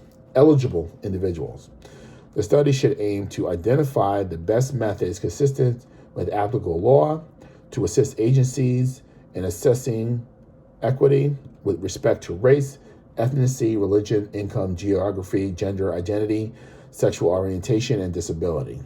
As part of this study, the director of the OMB shall consider whether to recommend that agencies employ pilot programs to test model assessment tools and assist agencies within 6 months to assist agencies. Within 6 months of this date of this order, the director of the OMB shall deliver a report to me describing the best practices identified by the study and, as appropriate, recommending approaches to expand use of those methods across the federal government. 5, conducting an equity assessment in federal agencies. The head of each agency or designee shall, in consultation with the director of OMB, select certain of the agency's programs and policies for review that will assess whether underserved communities and their members face systematic barriers in assessing benefits and opportunities available pursuant to those policies and programs. The head of each agency or designee shall conduct such review and within 200 days of the date of this order provide a report to the assistant to the assistant to the president for domestic policy, reflecting findings on the following: potential barriers that underserved communities and individuals may face to enrollment and access to benefits and services in federal programs. Potential barriers that underserved communities and individuals may face in taking advantage of agencies' procurement and contracting opportunities. Whether new policies, regulations, or guidance documents may be necessary to advance equity in the agency actions and programs, and the operational status and level of institution resources available to offices or divisions within the agencies that are responsible for advancing civil rights, or those mandates specifically included in serving underrepresented or disadvantaged communities. Section 6. Allocating federal resources to advance fairness and opportunity. The federal government should, consistent with the applicable laws, allocate resources to address the historic failure to invest significantly, justly, and equally in underserved communities as well as individuals from those communities. To this end, the director of OMB shall identify opportunities to promote equity in the budget that the president submits to Congress. The director of OMB shall, in coordination with the heads of agencies, study strategies consistent with the applicable laws for allocating federal resources in a manner that increases investment and the underserved communities, as well as individuals from those communities. The director of OMB shall report the findings of this study to the president. Section 7, promoting equitable delivery of government benefits and equitable opportunities. The government programs are designed to serve all eligible individuals, and government's contracting and procurement opportunities should be available on an equal to all eligible providers of goods and services. To meet these objectives and to enhance compliance with existing civil rights laws. Within 1 year of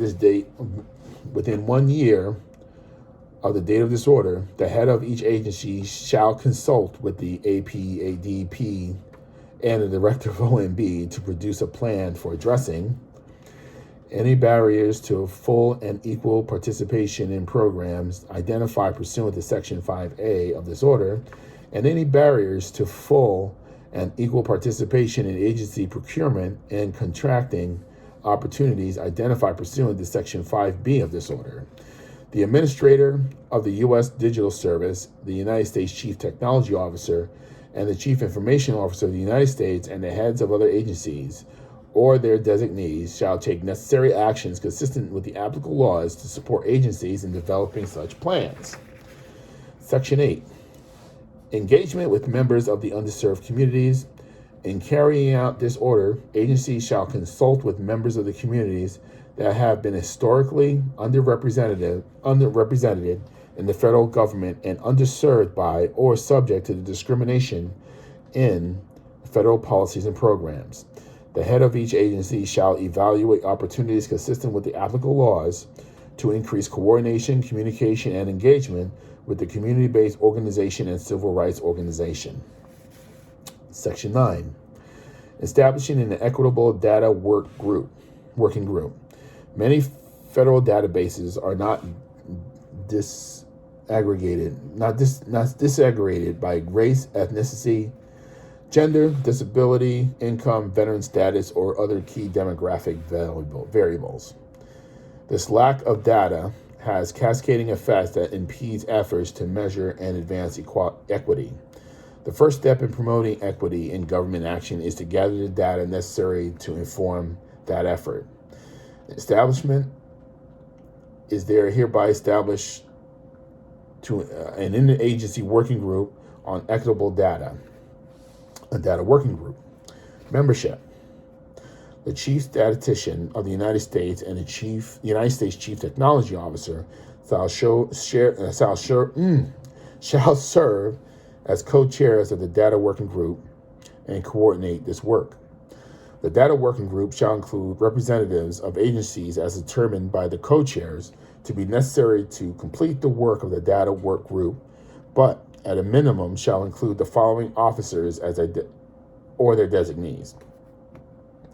The Director of OMB, Secretary of Commerce through the Director of the U.S. Census Bureau, the Chair of the Council of Economic Advisors, the Chief Information Officer of the United States, the Secretary of Treasury through the Assistant Secretary of Treasury for Tax Policy, the Chief Data Scientist of the United States, and the Administrator of the U.S. Digital Service.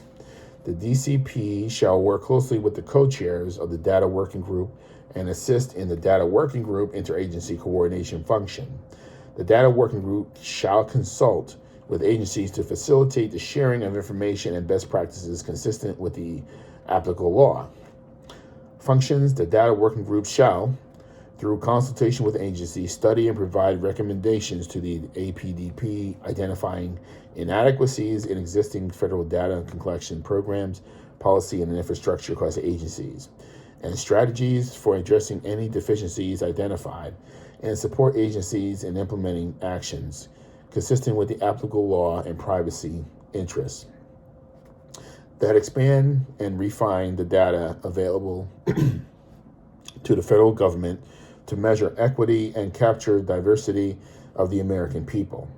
The OMB shall provide administrative support for the data working group consistent with the applicable laws. Section 10, an executive order 13950 of September 22nd, 2020, combating race and sex stereotyping, I hereby revoke. The heads of the agency covered by Executive Order 13950 shall review and identify proposed and existing agency actions related to or arising from Executive Order 13950. The head of the agency shall, within 90 days of this order, consider suspending, revising, or rescinding any such actions, including all agency actions to terminate or restrict contracts or grants pursuant to Executive Order 13950, as appropriate and consistent by applicable laws. Executive Order 3958 of November 2nd, 2020, establishing the President's Advisory 1976 Commission is hereby revoked. General Provision. Section 2, General Provision. Nothing in this order shall be construed or impaired or otherwise in effect. The ability granted by law is an executive department or agency or head thereof, or the functions of the Director of Office of Management or budget relating to the budgetary, administrative, or legislative proposal. This order shall be implemented consistent with the applicable laws and subject to the availability of the appropriations. Independent agencies are strongly encouraged to comply with the provisions of this order. This order is not intended to or does not create any right or benefit substantive or procedural enforceable by law or equity on any part against the United States, its department, agencies, or entities, its offers, employees, or agents, or any other person. Joseph R. Biden Jr. Wow. So basically, it's to serve as a way of finding how to best create an even field for everyone that may, But you know what I find hard in all of this about the racial equity part? The need to have it in place in the first place. From slavery, Africans, black people have been marginalized into an era of servitude to white people. And when they became free, some white people were against that. And as things gone on, black people just want an even opportunity, just like the white people. Just like white people, They just want the even playing field. They want the same opportunities as white people have. But it's just that some white people, when they think of equality, they don't think like black people. Black people are looking to get the same as white people. So if he's getting 5, he wants to be able to get 5 too, right? Of anything, whatever it is, apple, oranges, just an example, But that would be equality between a black person's view with a white person. If you got 5, I got 5. But there are white individuals, when they think of equality, they don't think along those lines. I may have 5, a white person may say, and a black person has 3. They don't look at that black person getting 5. They look at them that they got to get 3 so that both of them have 3. And that's the wrong way of looking at things. They don't look at, say, there's some white people that don't look at black people meeting them on their level. They feel that with everything that's going on with the different civil rights laws and everything and making things all equal, they're looking at it as, well, they're bringing me down to their level, supposedly. So instead of them having 5, they get 3. So everybody gets 3. And that's not what it's all about. They may have a 3-bedroom house. A black person may want a 3-bedroom house too, to make them feel equal, because they may have a 2-bedroom house. But then there are white people that may feel that, well, they want me to have a 2-bedroom house so that we're even, and that's not what it is. I just hope you understand what I'm trying to see here about equity and equality. Nobody's looking to come down to anyone. We all want to rise. We all want to get up. We want to go forward. That white person may be 2 steps ahead of me.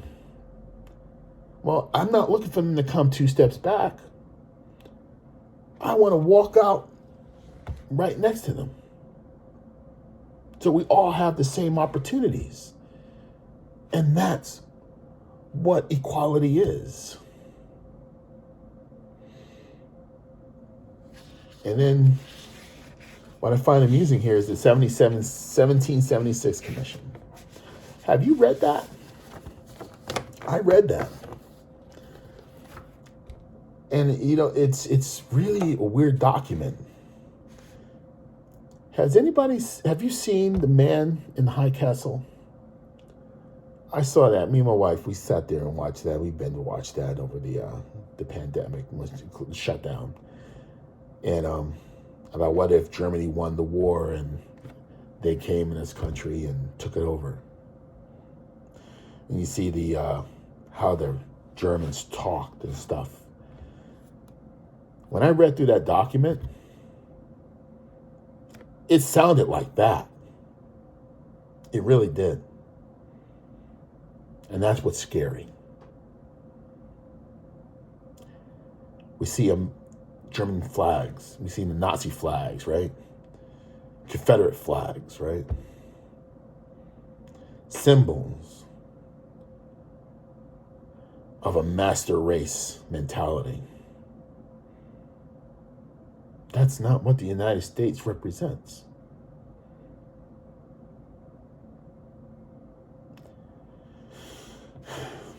But equity and equality, we all want, all we want is just to be on the same level. That's all, just an equal opportunity. That's what it all goes down to, right? Equal opportunity. Oh, next up. Proclamation on ending discriminatory bans on entry to the United States. By the President, this is January 20th, 2021, by the President of the United States of America, a proclamation. The United States was built on the foundation of religious freedom and tolerance, a principle enshrined in the United States Constitution. Nevertheless, the previous administration enacted a number of executive orders and presidential proclamations that prevented certain individuals from entering the United States, first from primary Muslim countries and later from largely African countries. These actions are a stain on our national conscience and are inconsistent with our long history of welcoming people of all faiths and no faith at all. Beyond contravening our values, these executive orders and proclamations have undermined our national security. They have jeopardized our global network of alliances and partnerships and are a moral blight that has dulled the power of our example and world over. As they have separated our loved ones, inflicting pain that will ripple for years to come, they are just plain wrong. Make no mistakes, where there are threats in our nation, we will address them. Where there are opportunities to strengthen information sharing with partners, we will pursue them. And when visa applications request entries to the United States, we will apply a rigorous, individualized vetting system. But we will not turn our backs on our values with discriminatory bans on entering the United States. Now, therefore, I, Joseph R. Biden, President of the United States, by the authority vested in me by the Constitution and the laws of the United States of America, including Sections 12F and 212F and 215A of the Immigration and Nationality Act, 8 U.S.C. 1182F, and thereby find that it is in the interest of the United States to revoke Executive Order 1378, sorry, I can't read that number, March 6, 2017, protecting the nation from foreign terrorists' entry into the United States. Proclamation 9645 of September 24, 2017, enhancing vetting capabilities and processes for detecting attempted entry into the United States by terrorists or other public safety threats. Proclamation 9723 of April 10, 2018, maintaining enhanced vetting capabilities and processes for detecting attempted entry in the United States by terrorists or other public safety threats. And Proclamation 9983 of January 31st, 2020, improving enhanced vetting capabilities and processes for detecting attempted entry in the United States by terrorists and any other public safety threats. Our national security will be enhanced by revoking the executive order and proclamations. Accordingly, I hereby proclaim,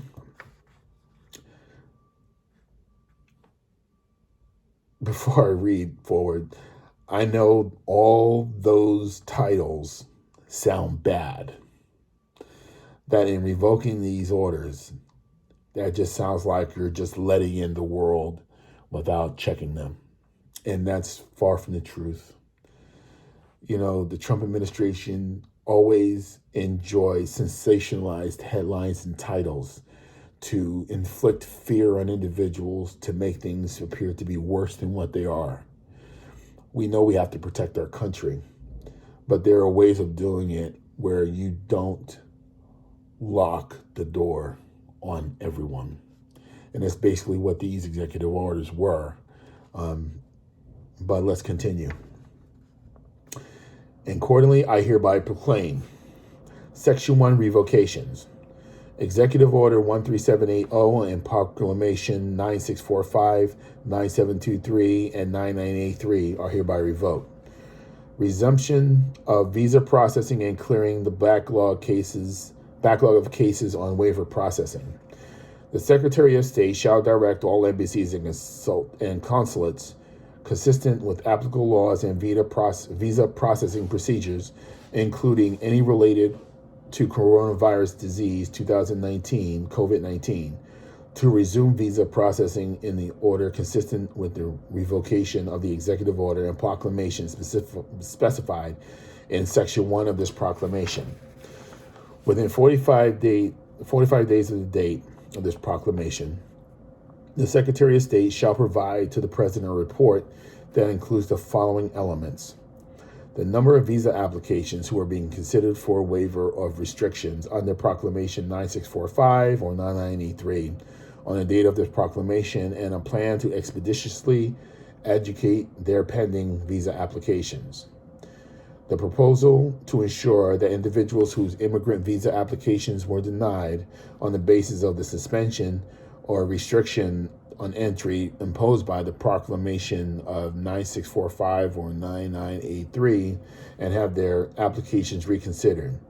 This proposal shall consider whether to reopen immigrant visa applications that were denied due to the suspension and restriction on entry imposed by the Proclamation 9645, 9983, whether it is necessary to charge an individual fee to process those visa applications and development of a plan for the Department of State to expedite consideration of those visa applications. A plan to ensure that visa applicants are not prejudiced as a result of a previous visa denial due to the suspension or restriction on entry imposed by Proclamation 9645 or 9983 if chose to reapply for a visa. Review of information sharing relationship and a plan to strengthen partnerships within 120 days of this proclamation. The Secretary of State and the Secretary of Homeland Security, in consultation with the Director of National Intelligence, shall provide to the President a report consisting of the following elements: a description of the current screening and vetting procedures for those seeking immigration and non-immigrant entry in the United States. This should include information about any procedures put in place as a result of any of the executive order and proclamations revoked in Section 1 of this proclamations, and should also include an evaluation of these unusefulness of Form DS 5535. A review of foreign government information sharing process vis-a-vis the United States in order to evaluate the efficiency of those practices, their contribution to the process for screening and vetting those individuals seeking entry into the United States as immigrants and non-immigrants, and how the United States ensures the accuracy and reliability of the information provided by the foreign governments. Recommendations to improve screening and vetting activities, including diplomatic efforts to improve international information sharing, use of foreign assistance funds, where appropriate, to support capacity building for information sharing and identity management practices, and ways to further integrate relevant executive departments and agency data into the vetting system. The review of current use of social media identifiers in the screening and vetting processes, including assessment of whether this use has meaningful improved screening and vetting, and recommendations in light of this assessment. General provisions. Nothing in this proclamation can be constructed to impair or otherwise affect the authority granted by law to the executive department or agency or to the head thereof. The functions of the Director of Office of Management, the budget relating to budgetary, administrative, or legislative proposals. This proclamation shall be implemented in a manner consistent with applicable laws and subject to the availability of appropriations. This proclamation is not intended to and does not create any right of benefit, substantial or procedural, enforceable in a law or in equity by any party against the United States, its department, agencies, entities, its officers, employees, or agents, or any other persons. In witness thereof, I have hereunto set my hand on this 20th day of January in the year of our Lord 2021 of the independence of the United States of America, the 245th. So, like I said, there will be a vetting for anybody looking to come into our country. We will do a rigorous effort in making sure that they're good people. That's all we want. People want opportunities, right? They want to come here. They want to do what they got to do in order to achieve, to excel, to grab that American dream and make a better life for themselves. And that's what they want. So that's why we're the United States of America. And basically, I think we still are in the center of the world. We are the global marketplace where everybody wants to go to. So it's a lot, but people still want to come here. They still see the dream of America, and you can't fault them for that. You can't. Okay. We continue. Next thing is executive order on protecting federal workers and requiring mask wearing. Oh boy, this will be fun, right? Oh yeah. By the authority vested in me as president by the Constitution and the laws of the United States of America, including Section 7902C of the title United States Code, it is hereby ordered as follows. Section 1 policy. It is the policy of my administration to halt the spread of coronavirus disease 2019, COVID-19, by relying on the best available data and science-based public measures. Such measures include to wearing masks when around others, physical distancing, and other related precautions recommended by the Centers for Disease Control and Prevention. but simply masks and other public health measures reduce the spread of the disease, particularly when communities make widespread use of such measures and thus save lives. Accordingly, to protect the federal workforce and individuals interacting with the federal workforce, and to ensure the continuity of federal services and activities, on-duty and on-site federal employees, on-site federal contractors, and other individuals in federal buildings and on federal land shall all wear a mask, maintain physical distance, and adhere to other public health measures as provided by the CDC guideline. Immediate actions regarding federal employees, contractor buildings, and land. The head of the executive departments and agencies shall immediately take action as appropriate and consistent with the applicable laws to require compliance with CDC guidelines with respect of wearing masks, maintaining physical distance, and other public health measures by on-duty and on-site federal employees, on-site federal contractors, and all persons in the federal buildings and on federal lands. The Director of the Office of Management and Budgets, the Director of the Office of Personnel Management, and the Administrator of General Services, in coordination with the President's Management Council and the Coordinator of the COVID-19 Response and Counselor to the President, COVID-19 Response Coordinator, shall promptly issue guidance to assist heads of agencies with implementation of this section.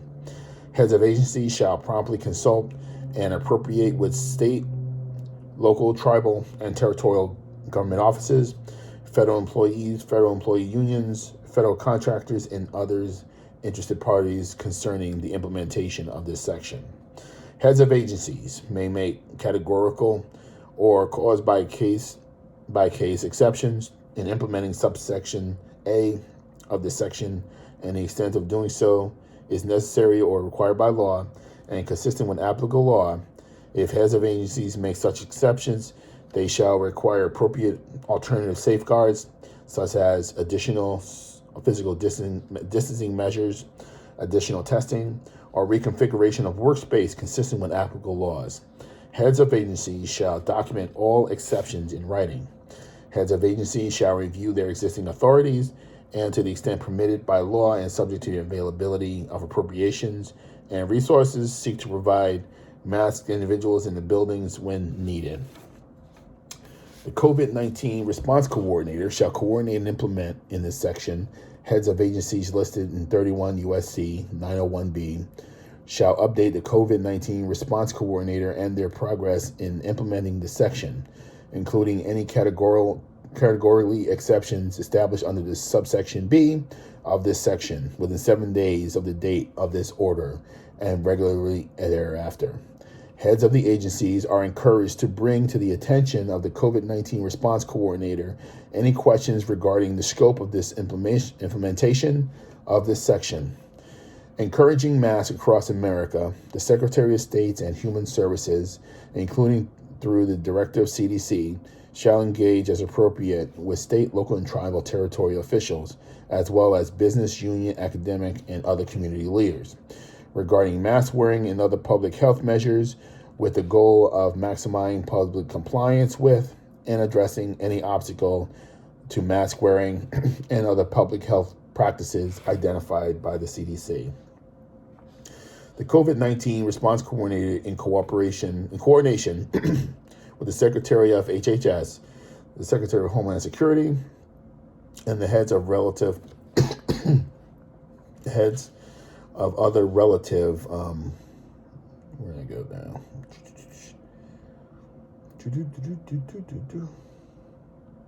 And the heads of other relevant agencies shall promptly identify and inform agencies of options to incentivize, support, and encourage widespread mask wearing consistent with the CDC guidelines and applicable laws. Section 4, Safe Federal Workforce Task Force. Establishment. There is hereby established a Safer Federal Workforce Task Force.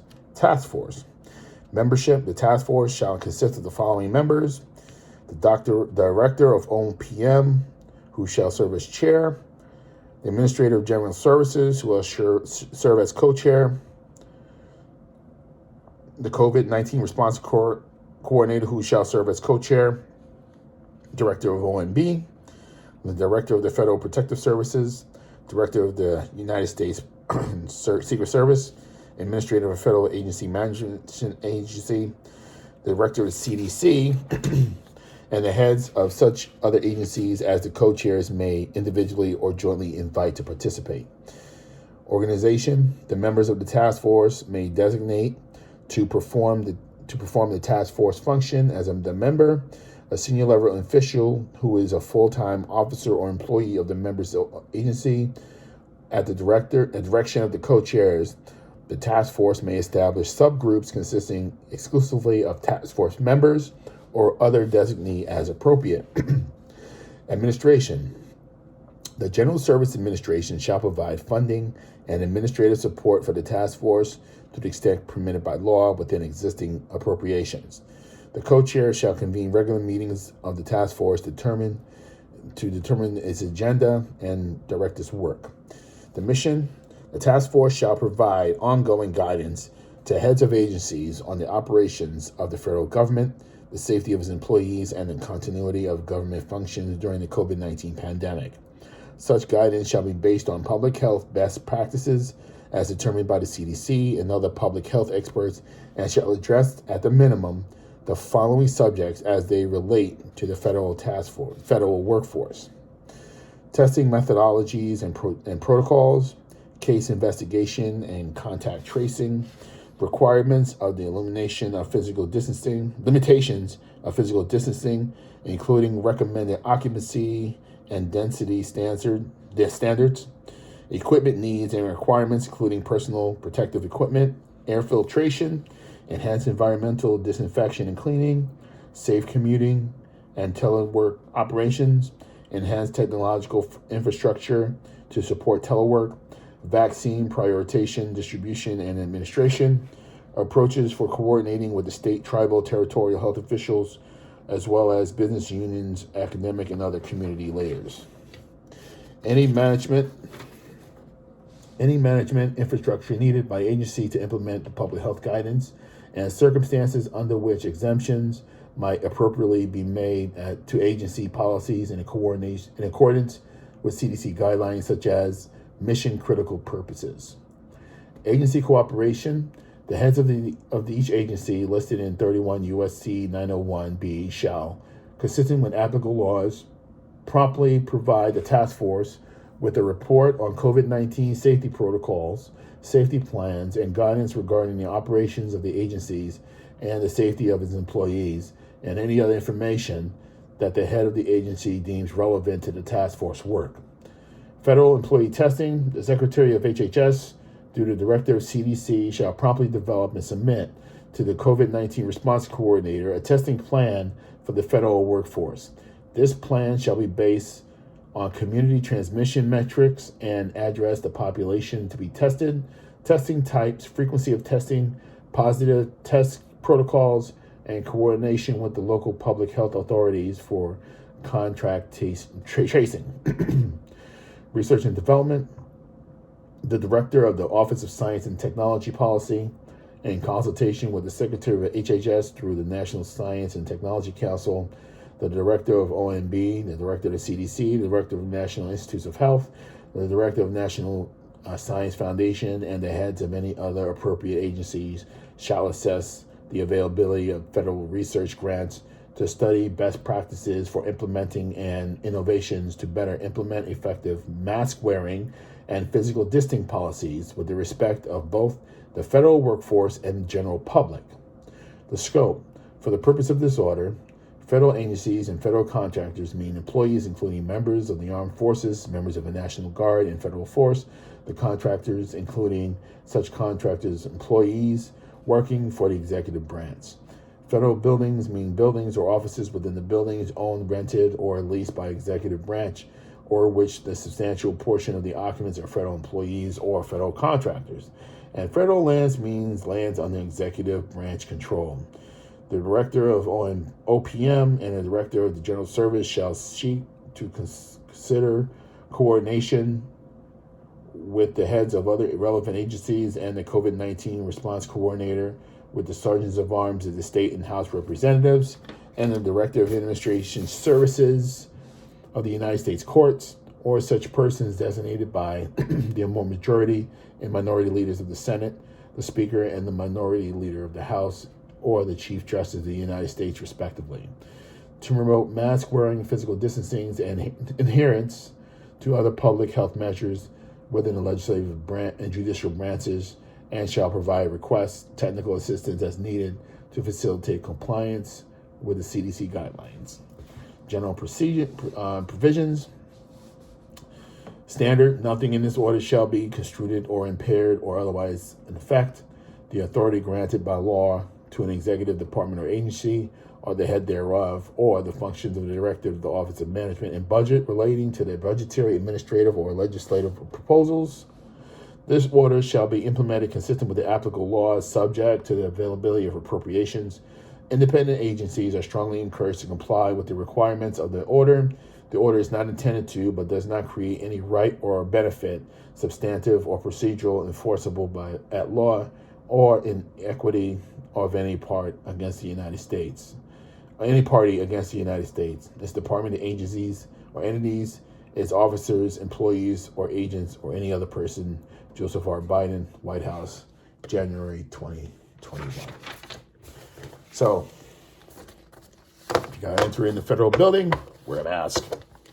Gotta do any federal business, wear a mask. And actually, if you're living your life outside in the world, wear a mask. It's a very simple thing to do. Just by using masks, you help prevent the spread of the disease. All right. All right. So next up, executive order on organizing and mobilizing the United States government to provide a unified and effective response to combat COVID-19 and to provide the United States leadership on the global health and security. Boy, rocking and rolling. Rocking and rolling. All right. Okay. By the order invested in me by the President, as the President of the United States, as the President by the Constitution and the law of the United States of America, it is hereby ordered as follows. Section 1, purpose. The federal government must act swiftly and aggressively to combat coronavirus disease 2019. To the end, this order creates the position of coordinator of the COVID-19 response and counselor to the President, and takes other steps to organize the White House and activities of the federal government to combat COVID-19 and prepare for future biological and pandemic threats. Section 2, organizing the White House to combat COVID-19. In order to effectively, fully, and immediately respond to COVID-19, there is established within the executive order of the President the position of coordinator of the COVID-19 response and counselor to the President, COVID-19 response coordinator, and to the President, and to the position of the deputy coordinator of COVID-19 response. The COVID-19 response coordinator shall report directly to the President, advise and assist the President and executive departments and agencies in responding to the COVID-19 pandemic, coordinate all elements of the COVID-19 response, and perform such duties as the President may otherwise direct. These duties shall include coordinating government-wide effort to reduce disparities in the response, care, and treatment of COVID-19, including racial and ethical disparities. Coordinating the federal government efforts to reduce supply and distribute personal protective equipment, vaccines, tests, and other supplies for the nation's COVID-19 response, including through the use of the Defense Production Act as amended as 50 U.S.C. 501. According the federal government's efforts to expand COVID-19 testing and the use of testing as an effective public health response. Coordinating the federal government's effort to respond to support the timely, safe, and effective delivery of COVID-19 vaccines to the United States population. Coordinating the federal government's efforts to support the safe reopening and operation of schools, childcare providers, and Health Start programs.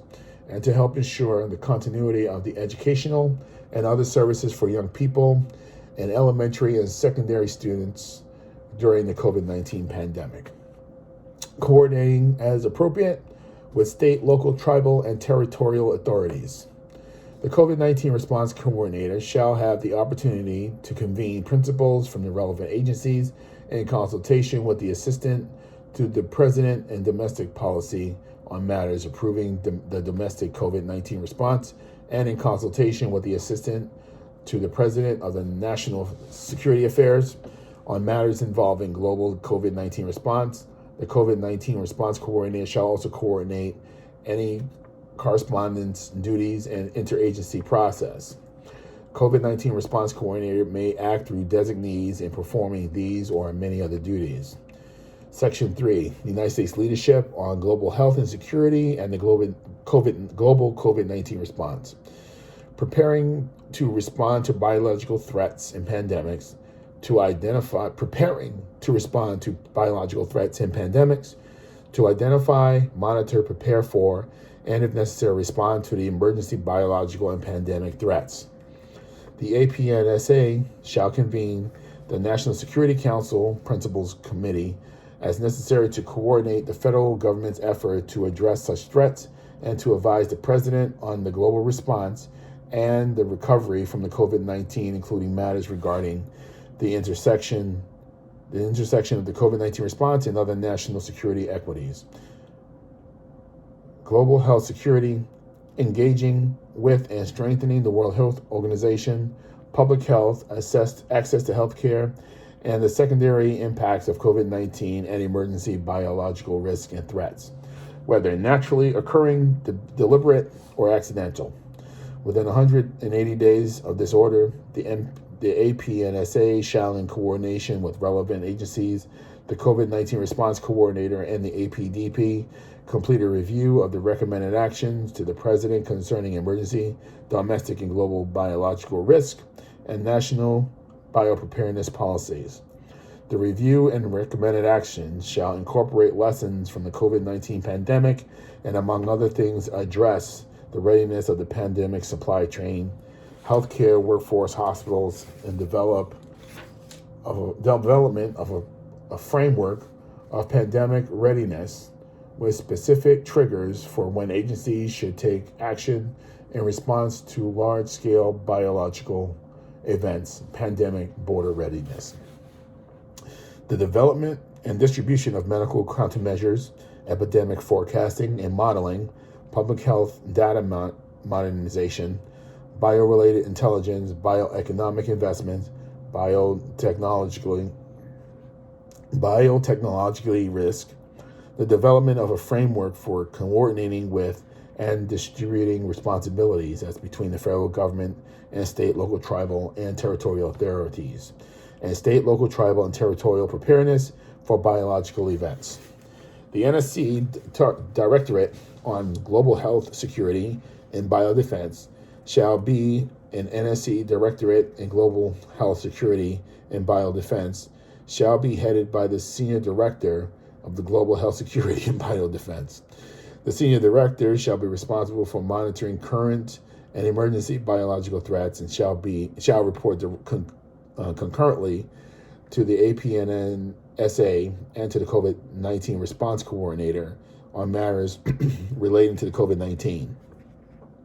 The Senior Director shall oversee the Global Health Security Agenda Interagency Review Council, which was established pursuant to Executive Order 13747 on November 4, 2016, advancing the global health security agenda to achieve the world safe and secure from infectious disease threats, and is hereby reconvened as described in that order. Responsibility of the National Biodefense Preparedness, notwithstanding any statements in National Security Presidential Memorandum 14 of September 8, 2018, support for the national biodefense, the APNSA shall be responsible for coordinating the nation's biodefense preparedness efforts, and as in Section 1 and 2 of this order, the COVID-19 response coordinator shall be responsible for coordinating the federal government's response to the COVID-19 pandemic. Prompt resolution of issues related to the United States COVID-19 response, the heads of the agency shall, as soon as practical, bring any procedural, and departmental, legal, or funding obstacle to the COVID-19 response to the attention of the COVID-19 response coordinator. The COVID-19 response coordinator shall, in coordination with the relevant agencies of the DPDP and the APNSA, as appropriate, immediately bring to the President's attention any issues that require presidential guidance or decision-making, and the general provisions. Nothing in his orders shall be construed or impair or otherwise affect the authority granted by law onto the executive department agency or the head thereof, or the functions of the director of the Office of Management and Budget relating to budgetary, administrative, and legal proposals. This order shall be implemented consistent with the applicable laws and subject to availability and appropriations. This order is not intended to and does not create any right or benefit, substantive or procedural, enforceable at law or in equity to any party against the United States, its departments, agencies, entities, its officers, employees, agencies, or other persons. Joseph R. Biden. All right, so now we have a coordinator that will look after things here. COVID-19. He did mention that before, and he's going to make sure that there is follow-up. There is a plan. There is a means of making sure that we will combat this threat that's got our entire country trying to get us on our knees. But as together, united, we can stand up and take care of this and eradicate this. But we got to do it together. Okay? Just like in the memorandum, wear a mask. Wear a mask. All right? Next. Letter to His Excellency, Antonio Gutierrez. His Excellency, January 20th, 2021. His Excellency, Mr. Antonio Gutierrez, Secretary General, United Nations. His Excellency. This letter constitutes a retraction by the government of the United States of the letter dated July 6, 2020, notifying you that the government of the United States intends to withdraw from the World Health Organization, WHO, effectively July 6, 2021. The United States intends to remain a member of the World Health Organization. The WHO plays a critical role in the world's fight against deadly COVID-19 pandemic, as well as countless other threats to global health and health security. The United States will continue to be a full participant and a global leader in confronting such threats and advancing global health and health security. Please accept, Excellency, the assurances of my highest considerations. Joseph R. Biden. Well, we're back in the WHO, and it only took a little paragraph to do that. Okay. Next up. Executive Order on the Revision of Civil Immigration Enforcement Policies and Procedures. Oh boy, he's on a roll, huh? He's on a roll. By the authority vested by the President of the Constitution, as President by the Constitution and the laws of the United States of America, it is hereby ordered as follows. Immigrants have helped strengthen American families, communities, businesses, and workforce and community, infusing the United States with creativity, energy, and ingenuity. The task of enforcing the immigration laws is complex and requires setting priorities to best serve the national interest. The policy of my administration is to protect national and border security, address the humanitarian challenges at the southern border, and ensure public health and safety.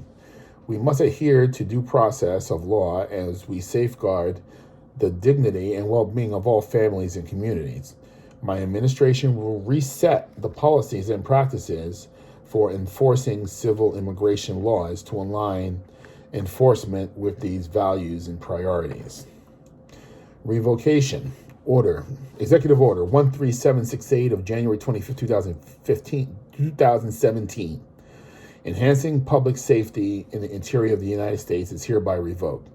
The Secretary of State, the Attorney General of Secretary of Homeland Security, the Director of the Office of Management and Budget, The director of the Office of Personnel Management and the heads of any other relevant executive department of agencies shall review any agency actions development pursuant to the Executive Order 13768 and take action, including issuing revised guidance as appropriate and consistent with the applicable law that advances the policy set forth in Section 1 of this order.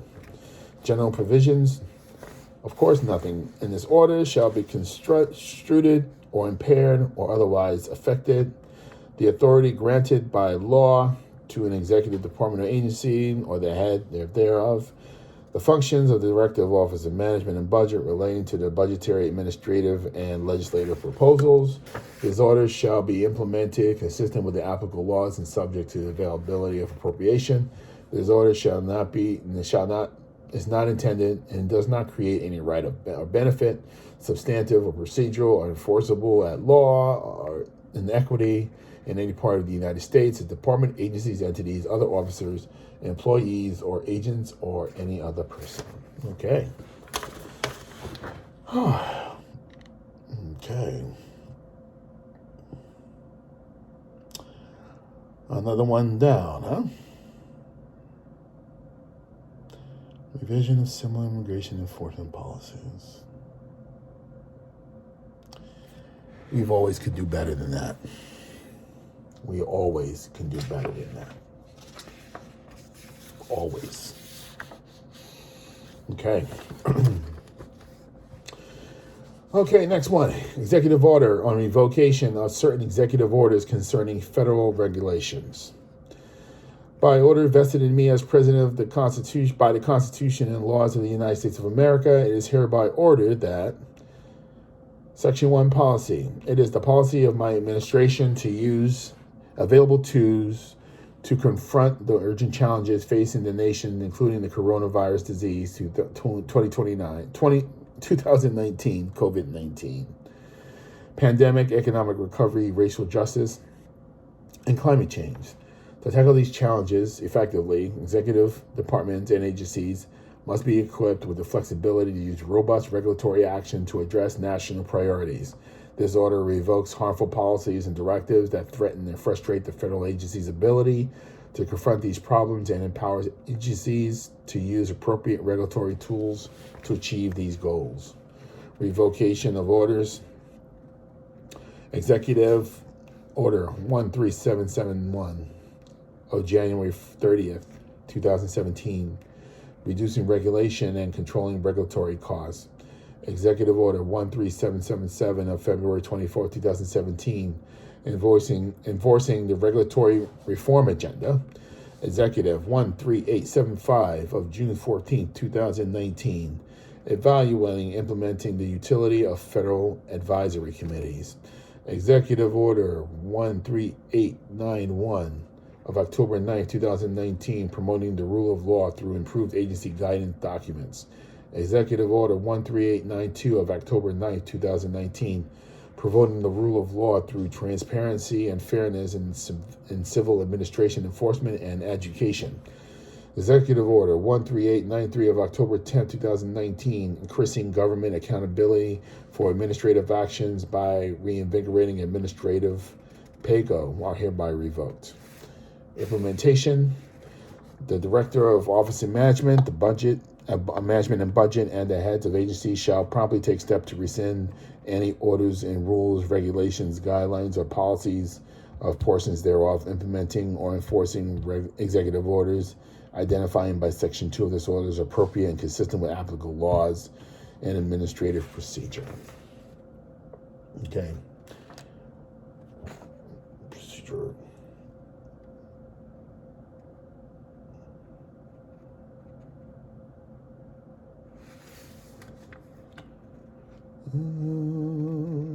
Disorder appropriate. Okay. Again, the Director of the Office of Management and Budget and the heads of the agency shall promptly take steps to rescind any orders, rules, regulations, guidelines, or policies or portions thereof, implementing and enforcing executive orders identified in Section 2 of this order as appropriate and consistent with applicable laws, including the Administrative Procedure Act, 5 U.S.C. 551, and If in any case such rescindence cannot be finalized immediately, Director of the heads of the agencies shall promptly take steps to provide all available exemptions authorized by any such orders, rules, regulations, guidelines, or policies as appropriate and consistent with applicable law. In addition, any personal position, committees, task force, or other entities established pursuant to the executive orders identified in Section 2 of this order, including the regulatory reform, office positions, and regulatory forms, task force established by Section 2 and 3 of Executive Order 13777 shall be abolished as appropriate and consistent with the applicable laws. Okay, another executive order down. Next executive order. Executive order on ensuring a lawful and accurate enumeration and apportionment pursuant to the decennial census. By the order invested in me as President of the by the Constitution of the laws of the United States of America, and is hereby ordered. Section 1. We have long guaranteed all the nation's inhabitants representation in the House of Representatives. This tradition is foundational to our representative democracy. For our elected representatives have the responsibility to represent the interests of all people residing in the United States and affected by our laws. This tradition also respects the dignity and humanity of every person. Accordingly, the executive branch has always determined the population of each state for the purpose of congressional representation, without regard to whether the residents are in lawful immigration status. The census and apportionment process are enshrined in the Constitution.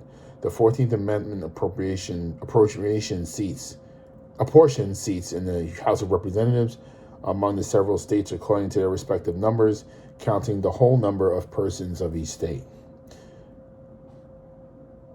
Article 1 in turn provides that in order to determine those numbers, an actual enumeration of the population of the United States must be conducted every 10 years. The Congress has assigned responsibility for conducting the decennial census to the Secretary of Commerce. Once the Secretary, through the Director of the U.S. Census Bureau, takes the count, the President must carry out the apportionment of representatives among the states. The Secretary prepares a tabulation of the total population of the states. As required for the apportionment of representatives, the reports that tabulation to the President. The President then sends a statement to the Congress showing the whole numbers of persons in each state as ascertained under the census and the number of representations which each state should be entitled to under the equal proportions apportionment method. The clerk of the House of Representatives then transmits to each state a certification in the number of seats that the state receives under the apportionment. Finally, within 1 year of the decennial census date, the Secretary must also report to the governors of each and officers of the public bodies having responsibility for legislative apportionment or districting for each state the population tabulation to be used for apportionment districts within that state. At no point since our nation's founding has a person's immigration status alone served as a basis for excluding that person from the total population count used in an apportionment. Before the Civil War and the abolition of slavery, the Constitution did not give equal weight to every person's counted under the census. In accord with constitutional and statutory requirements, however, every apportionment sent to ratification of the 14th Amendment has calculated each state's share of representatives based on the whole number of persons in each state, excluding only Indians are not taxed. An express constitutional exception that no longer has legal or practical effect. The term persons in each state has always been understood to include every person whose usual place of residence was in that state and of the designated census date. This unbroken practice has ensured that the basis of representation in the House is every individual of the community at large. It reflects a sound policy judgment that apportionment is based on both clear and insulated against manipulation designed in effect the balance of power among the states. During the 2020 census, the president announced a policy that broke from this long tradition. It aimed to produce a different apportionment base, one that would, to the maximum extent feasible, exclude persons who are not in a lawful immigration status. See Presidential Memorandum, July 20th, 2020, excluding illegal aliens from the apportionment base following the 2020 census. This policy conflicted with the principle and equal representation enshrined in the Constitution, census statute, and historical tradition. The policy further requires the Census Bureau to inappropriately rely on records related to immigration status that were likely to be incomplete and inaccurate. Both the 14th Amendment and the United States Constitution in Section A2, Title II, the U.S. states' codes require that apportionment base of each state for the purpose of the reapportionment of representatives following the bicentennial status include all persons whose usual place of residence was in that state as the designated census date, regardless of their immigration status. These laws affirmed by the executive branches long-withstanding historical practice does not permit the exclusion of inhabitants of the United States from the apportionment based solely on the ground that they lack the lawful immigration status, reflecting this legal background and the values of equal representation and respect that the Constitution and laws embody. It is the policy of the United States that reapportionment shall be based on the total number of persons residing in the several states, without regard for immigration status. It is likewise essential that the census count be accurate, based on reliable and high-quality data. Section 3. Ensuring that the apportionment base and state-level tabulation include all inhabitants of each state. In preparing the report to the President required under Section 141B of Title 13 United States Code, the Secretary shall report the tabulation of total population by state that reflects the whole number of persons whose usual residence has in each state of the designated census date in Section 141A of Title 13 United States Code, without regard of immigration status. In addition, the Secretary shall use the tabulation of the population reflecting the whole number of persons whose usual residence was in each state as of the census date without regard to immigration status, and reports provided to the governor and others or public bodies having responsibility for the legislative apportionment or districting of each state under Section 141C of the Title 13 United States Code. Data quality. The Secretary shall take all necessary steps consistent with law to ensure that the total population information present to the United States and to the states is accurate and complies with all applicable laws. Revocation. Executive Order 13880, July 11, 2019, collecting information about citizen status in connection with bicentennial census, and the Presidential Memorandum of July 1st, 2020, excluding illegal aliens and apportionment base following the 2020 census, is hereby revoked. Nothing in this order shall be construed, impair, or otherwise reflect or affect the authority granted by law in the executive department or agency or the head thereof, the function of the Director of Office of Management and budget relating to the budgetary, administrative, or regulatory or legislative purposes. The others shall be implemented consistent with the applicable law and subject to the availability and appropriations. This law is not intended to and it does not create any right of benefit, substantial, procedural, enforceable by law, equity, or any persons against the United States, its department, agencies, or entities, and officers, employees, or agents, or any other persons. Man.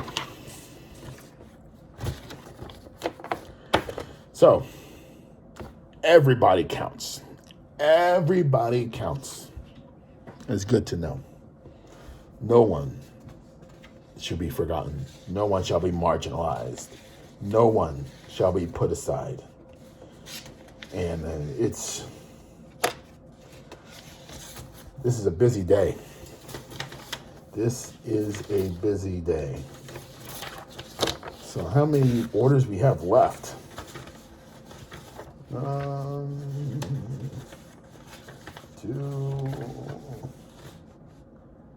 because we are getting there, huh?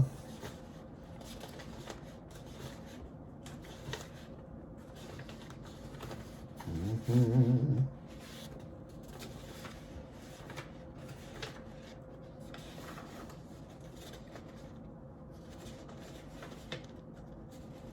One, 2, 3, 4, 5, 6, 7 more. 7 more executive actions. Woo! Biden is busy, huh? Busy.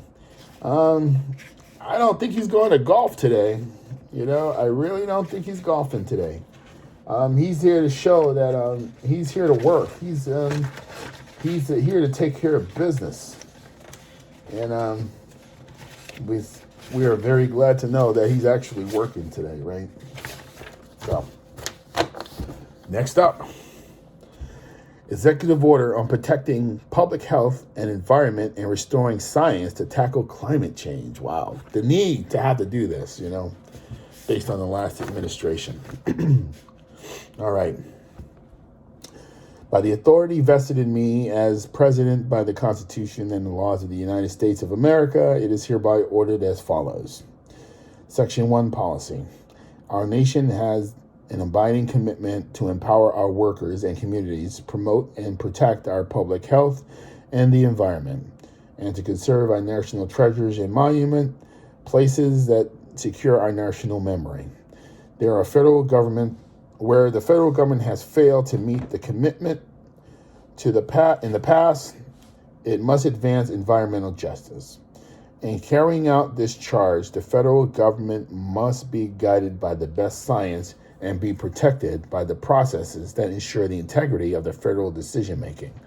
It is therefore the policy of my administration to listen to the science to improve public health and protect our environment, to ensure access to clean air and water, to limit exposures to dangerous chemicals and pesticides, to hold polluters accountable, include those who disproportionately harm communities of color and low-income communities, to reduce greenhouse gas emission, to bolster resilience on the impacts of climate change, to restore and expand our national treasures and monuments, and to prioritize both environmental justice and the creation of a well-paying union jobs necessary to deliver on these goals.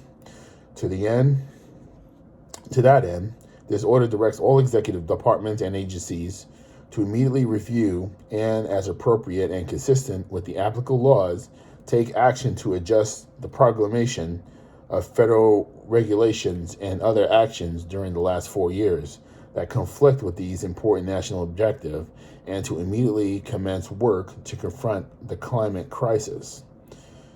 2. Immediate review of agency actions taken between January 20th, 2017 and January 20th, 2021. The heads of all agencies shall immediately review all existing regulation, order, and guidance documents and any other similar agency actions proclamated, issued, or adopted between January 20th, 2017 and January 20th, 2021.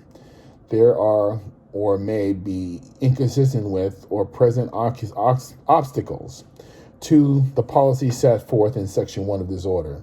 For any such actions identified by the agencies, the heads of the agencies shall be, as appropriate and consistent with applicable laws, consider suspending, revision, or rescinding the agency actions. In addition, for the agency action in the 4 categories set forth in subsections 1 through 4 of this section, the head of the relevant agencies, as appropriate and consistent with applicable laws, shall consider publishing for notice and commitment to propose ruling, suspend, revisit, or rescinding the agency action within the time frame specified. Reducing methane emissions in oil and gas sector. Oil and natural gas sector emission standards for new, reconstructed, or modified sources reconsidered. 85 Fed Regulation 57398, September 15, 2020, by September 2021.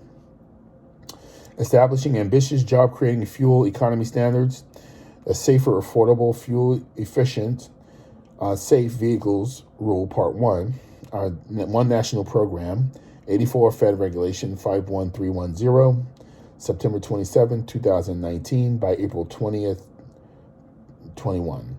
And the Safer, Affordable, Fuel-Efficient Vehicles Rule for model years 2021 through 2026, passenger cars and light trucks, 85 Fed Regulation 24174, April 30th, 2020, by July 2021. And considering whether to propose suspending, revising, or rescinding the latter rule, the agency shall consider the views of representatives from labor unions, states, and industries. Job creating appliance and building efficiency standards, energy conservation programs for appliance standards, procedures for use in new revised energy conservation standards, and test procedures for consumer products and commercial industry equipment. Federal Regulation Registration 8626, February 14, 2020, with major revisions proposed by March 2021 and any remaining revisions proposed by June 2021. Energy Conservation Program for appliance standards, procedures for evaluating statutory factors for use in the new revised energy conservation standards. 85 Federal Registers 501937, August 19, 2020, with major revisions proposed by March 2021, and any remaining revisions proposed by June 20th, 2021. Final determination regarding energy efficiency improvements in the 2018 International Energy Conservation Code. 84 Fed Regulation 67485, December 10, 2019, by May 2021. Final determination regarding energy efficiency improvements in ASSI, ASH, RAE, IES standard 90.1 2016 energy standards for building except low-rise residential building. 84 Fed Reg 8463, February 27, 2018, by May 2021. Protecting our air from harmful pollutions, national emission standards for hazardous air pollutants, coal and oil, fire electric utility systems, generating units, reconsider supplemental findings and residential risk for technology review. 85 Fed Regulation 13286, by August 2021. Increasing agency transparency in considering benefits and come in the Clean Air Act rulemaking process. 85 Fed Reg 84130, as soon as possible. Strengthening transparency in pivotal science underlying scientific and regulatory action and influential scientific information. Fed 86 Fed Regulation 469, January 6, 2021, as soon as possible. Within 30 days of the date of this order, heads of agencies shall submit to the Director of Office of Management and Budget a preliminary list of any actions being considered pursuant to Section 2A of this order that will be completed by December 31st, 2021, and that will be subject to the OMB review. Within days of the date of this order, heads of the agency shall submit to the Director of OMB an updated list of any actions being considered pursuant to Section 2A of this order that would be completed by December 31st, 2025, and then it should be the subject of OMB review. At the time of the submission of the Director of OMB, heads of the agency shall also send each list of the National Climate Advisor. In addition, and at the same time, heads of the agency shall send to the National Climate Advisor a list of additional actions being considered pursuant to Section 2A of this order that would not be subject to the OMB review. Heads of the agency shall appropriate and consistent with the applicable laws, considered whether to take any additional agency action to fully enforce the policy set forth in Section 1 of this order. With respect of the administrator of the Environmental Protection Agency, the following scientific actions should be considered.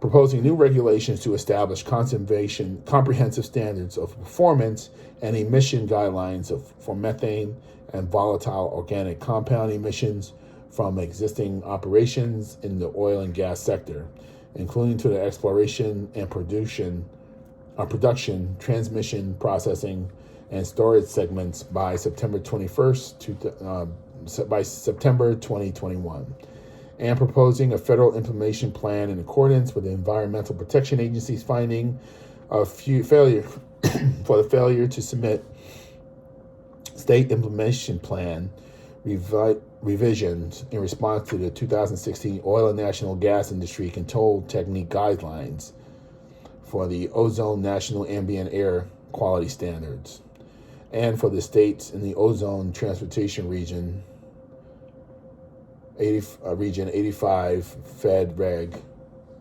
72963 for California, Connecticut, New York, Pennsylvania, and Texas by January 2022.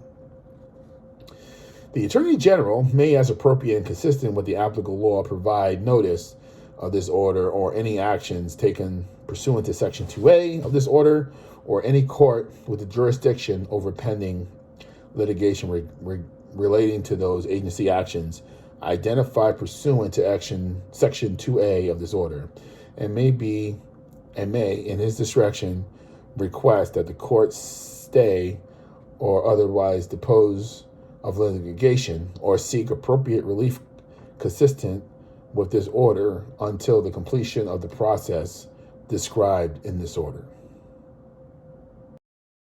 In carrying out the actions directed in this section, heads of the agency shall seek input from the public and stakeholders, including state, local, tribal, territorial officials, scientists, labor unions, environmental advocates, and environmental justice organizations. Section 3. Restoring national monuments. The Secretary of the Interior, as appropriate and consistent with the applicable laws, including the Antiquities Act 54 U.S.C. 320301, shall, in consultation with the Attorney General, the Secretaries of Agriculture and Commerce, the Chair of the Council of Environmental Quality and Tribal Government, conduct a review of the monument boundaries and conditions that were established by Proclamation 9681 of December 4th, 2017, modifying the Bears Ears National Monument, Proclamation 9682 of December 4th, 2017, modifying the General Staircase Escalante National Monument, and Proclamation 10049 of June 5th, 2020, modifying the Northeast Canyons and Seamounts Marine National Monuments, to determine whether restoration of the monument boundaries and conditions that existed as of January 20th, 2017 would be appropriate. Within 60 days of the date of this order, the Secretary of the Interior shall submit a report to the President summarizing the findings of the review conducted pursuant to subsection A, which shall include recommendation for such presidential actions or other actions consistent with law as the Secretary may consider appropriate to carry out the policy set forth in Section 1 of this order. The Attorney General may, as appropriate and consistent with applicable law, provide notice of this order to any court with jurisdiction over pending litigation related to the Grand Staircase Escalante, Bears Ears, or Northeast Canyons and Seamount Marine National Monuments, and may, in his discretion, request that the court stay the litigation or otherwise delay further litigation, or seek other appropriate relief consistent with this order, pending the completion of the actions described in subsection A of this section. Section 4. Arctic Refuge. In light of the alleged legal deficiencies underlying the program, including the inadequacy of the environmental review required by the National Environmental Policy Act, The Secretary of the Interior shall, as appropriate and consistent with applicable law, place a temporary moratorium on all activities of the federal government relating to the implementation of the Coastal Plain Oil and Gas Lease Program, as established by the Record of Decision signed August 17, 2020. In the Arctic National Wildlife Refuge, the Secretary shall review the program and, as appropriate and consistent with applicable law, conduct a new comprehensive analysis of the potential environmental impacts of the oil and gas program.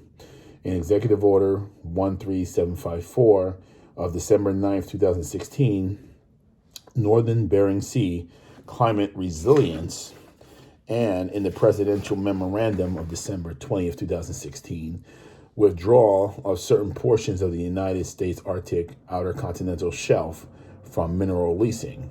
President Obama withdrew areas of the Arctic waters and the Bering Sea from oil and gas drilling and established a Northern Bering Sea Climate Resilience Area.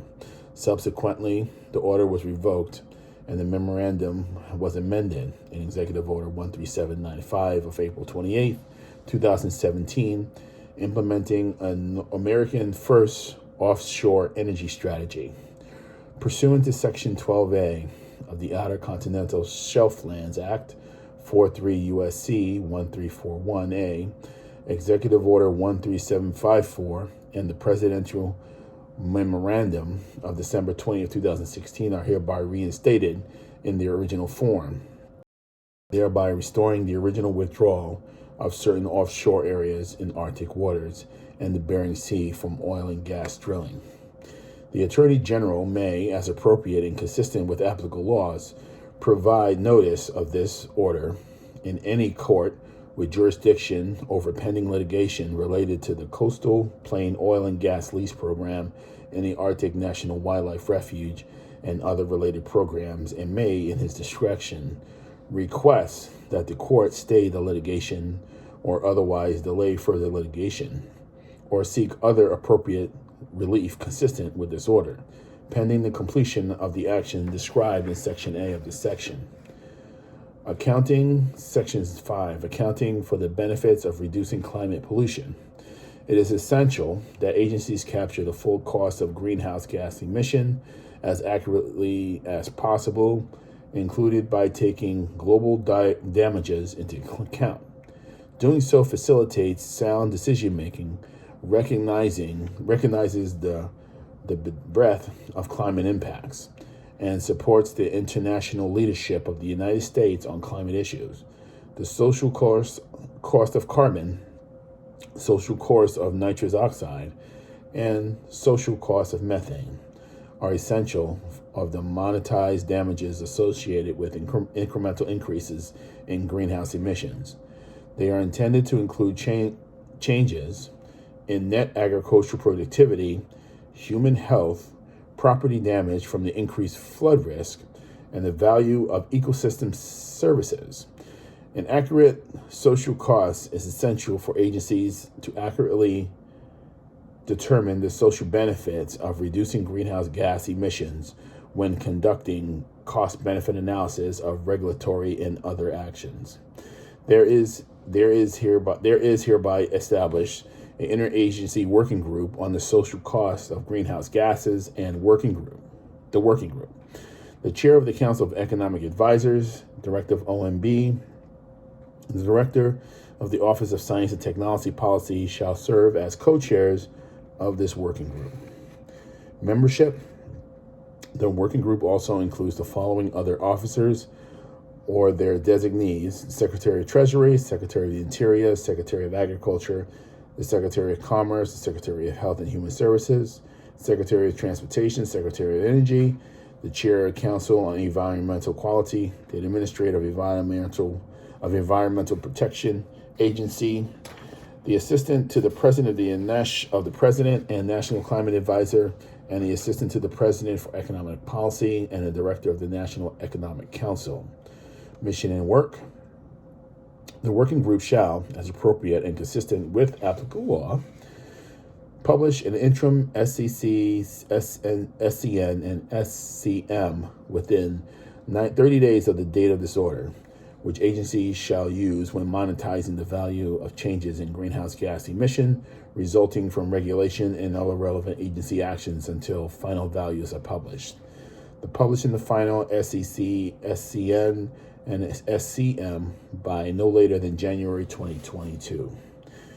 Provide recommendation to the President by no later than September 1st, 2021, regarding areas of decision-making, budgeting, and procurement by the federal agency where the SEC, SCN, and SCM should be applied.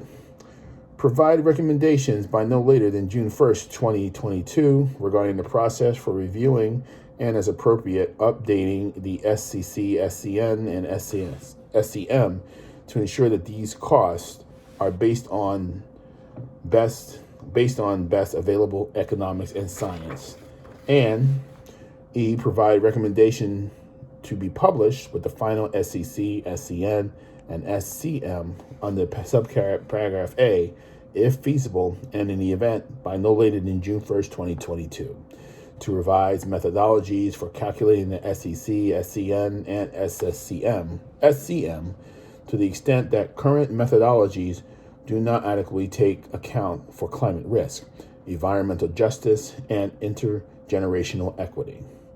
The methodology in carrying out its activities, the working group shall consider the recommendations of the National Academies of Science, Engineering, and Medicine as reported in Value Climate Damages, updating estimations of the social cost of carbon dioxide 2017 and other preeminent scientific literature, solicit public comment, engage with the public and stakeholders, seek the advice of ethics experts, and ensure that the SCC, the SCN, and the SCM reflect the interests of future generations in avoiding threats proposed by climate change.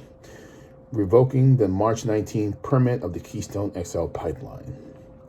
On March 29th, 2019, the President granted to TransCanada Keystone Pipeline, LP, presidential permit.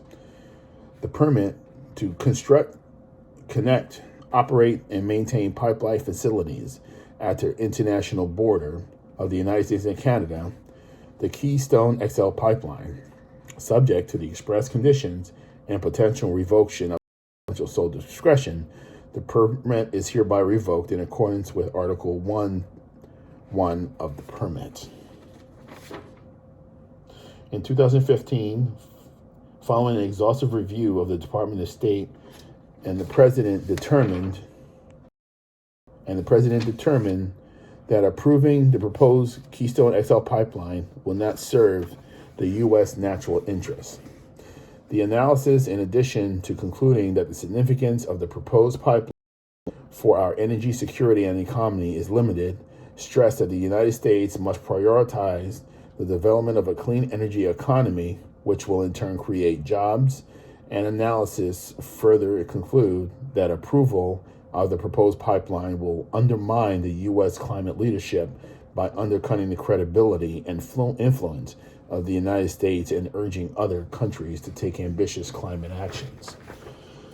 Climate change has had a growing effect in the U.S. economy, with the climate-related costs increasing over the last 4 years. Extreme weather elements and other climate-related effects have harmed the health, safety, and security of the American people, and have increased the urgency of combating climate change and accelerating the transition toward a clean energy economy.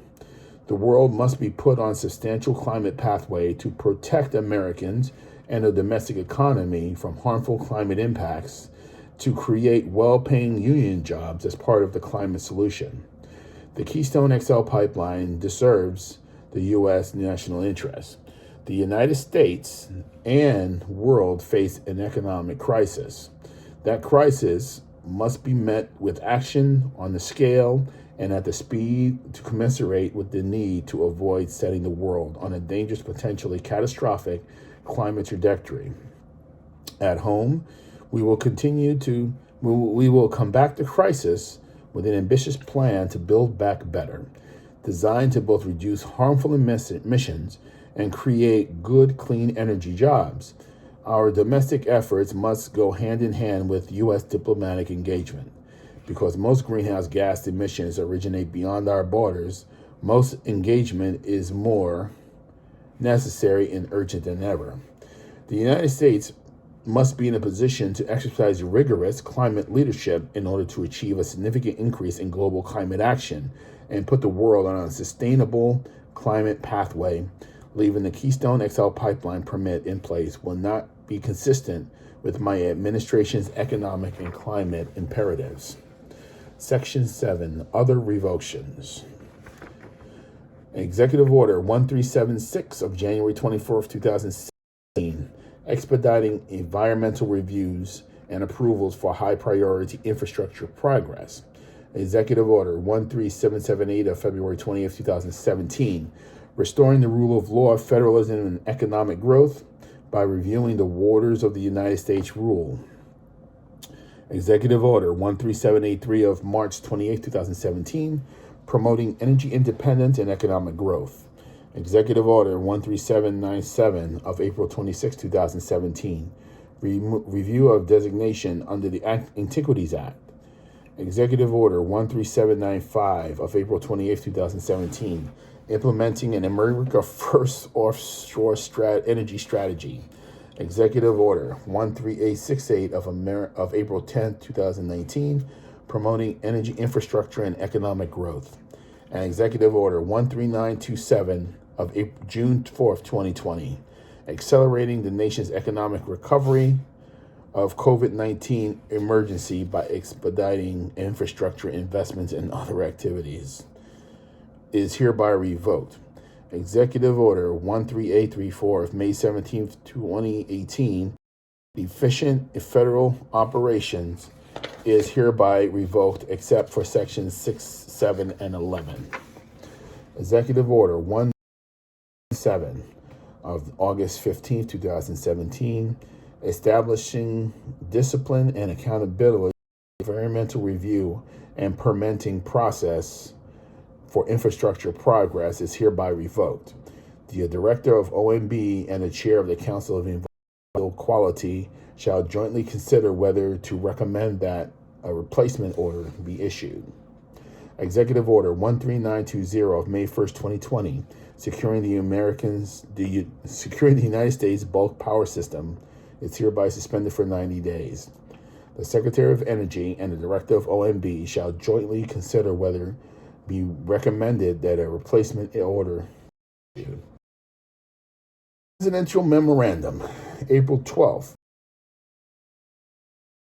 promoting domestic manufacturing and job creation policies and procedures relating to the implementation of air quality standards. The Presidential Memorandum of October 19, 2018, promoting the reliable supply and of water in the West, and the Presidential Memorandum of February 19, 2020, developing and delivering more water supplies in California, are hereby revoked.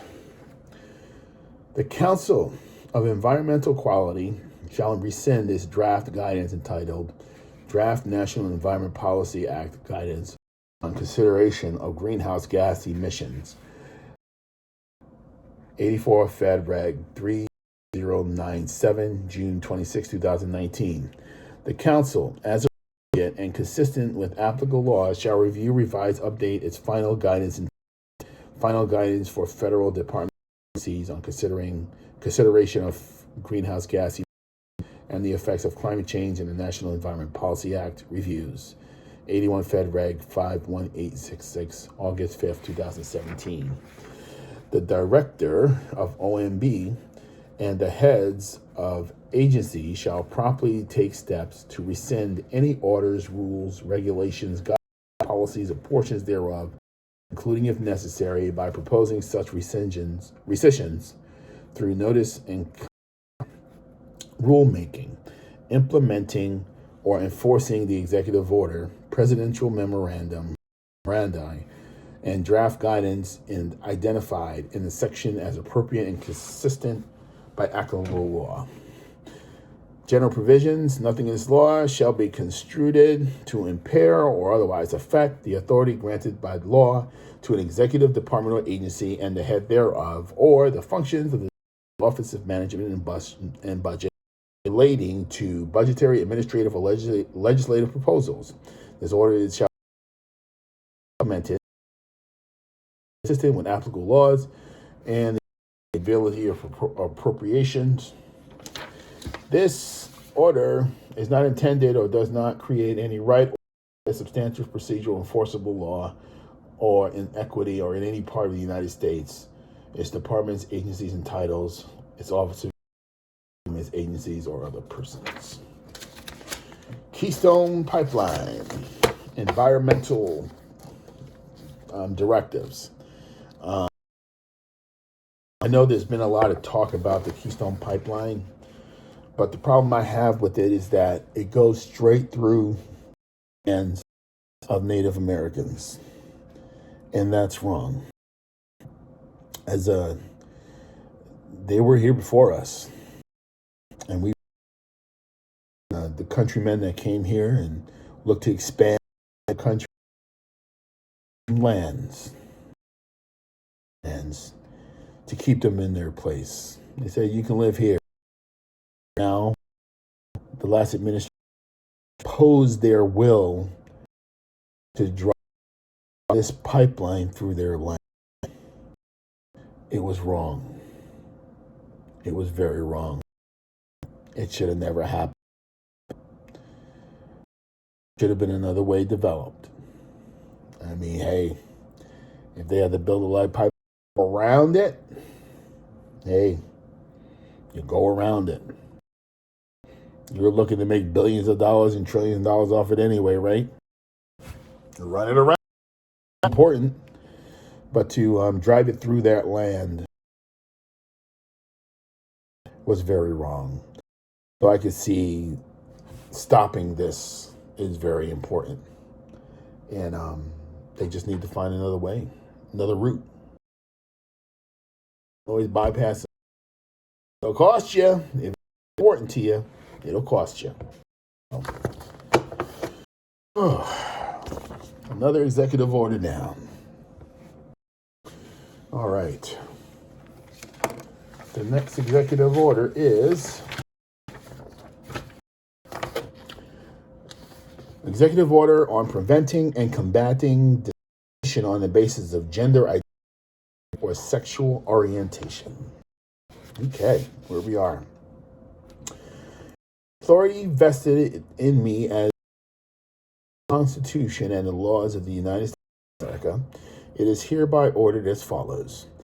Every person should be treated with respect and dignity and should be able to live without fear. No matter whom they love, children should be able to learn without worrying about whether they will be denied access to the restroom, the locker room, or school. Adults should be able to earn a living and pursue a vocation knowing that they will not be fired or treated because of whom they go home to or because they dress by does not conform to sex-based stereotypes. People access health care and secure a roof over their heads without being subjected to sex discrimination. All persons receive equal treatment under no matter gender identity or sexual orientation. These principles are reflected in institutions with promises equal protection of the law. These principles are also enshrined in our nation's anti-discrimination. Among them, Title 6 Act of 1964, as amended, 42 U.S.C. 2000, Boston versus Clayton,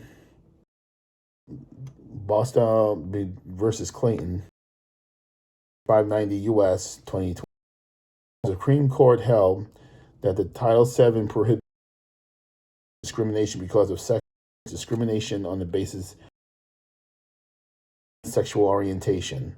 Under Bostock's reason, prohibits sex discrimination, including Title IV Education Amendments of 1972, as amended, 20 1681, the Fair Act as amended 42 USC 360.01, and Section 12 of the Immigration and National amended 8 USC 1522, their respective implementations,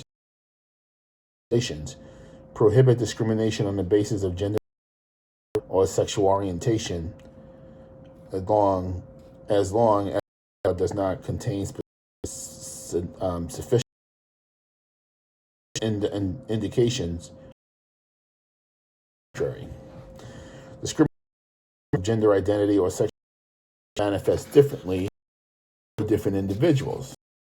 It often overlaps forms of prohibited discrimination, including discrimination on the basis of race or disability. Transgendered Black Americans face unconscionably high levels of work, homelessness, and violence, including violence. It is the policy of my to prevent and combat discrimination on the basis of gender identity or sexual orientation, and enforce Title VII laws that prohibit discrimination on gender identity or sexual orientation. The policy of my administration forms of this. Section 2, enforcing prohibited on sex discrimination, identity, or sexual. The head of each agency, as soon as possible, practical, in consultation with the Attorney General, review all existing orders, regulations, documents, policies, other agency actions, or are administered by the agency or any other statute or regulation of sex discrimination, including any agency's own compliance with such regulations, and are or may be in policy set forth in one of this order. The shall, as soon as practical and as appropriate and with applicable law, including the Administrative Procedure Act, consider whether to revise and rescind such agency action, new agency actions, and fully implement statute against discrimination and the policy one of this order. The agency shall, as soon as consider whether there are additional actions the agency should take to ensure that it is implementing the policies set in Section 1 of this order.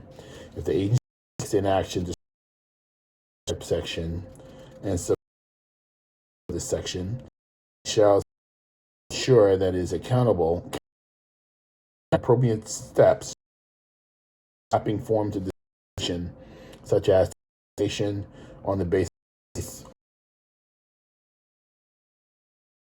2 days of the date of the head of the agency shall develop in consultation with the Attorney General an appropriate actions that the agency developed that's identified section B and C of the section, consistent with applicants.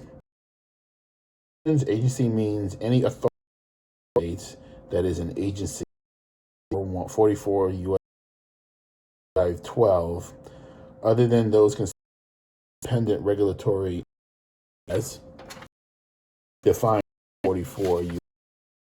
3502 divisions, construed to impair or otherwise affect by law to department or agency or the head director of office management to the budgetary administrative proposals. This order shall be consistent with applicable laws and subject to appropriations. This order create any right or substantial procedural enforceable to the law states.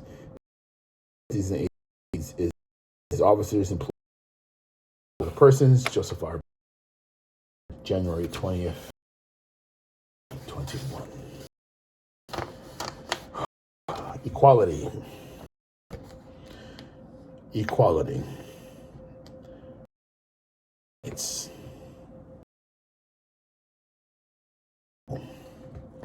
It doesn't go home to created equal.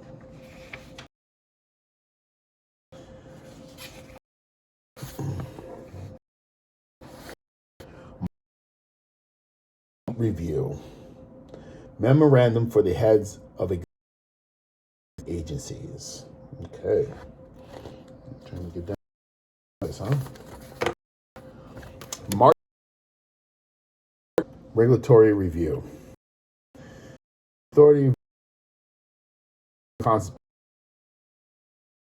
America. It is hereby background. For nearly 4 decades, the Office of Information and Regulatory, the Office of Management and by presidents in both parties with review against regulatory action.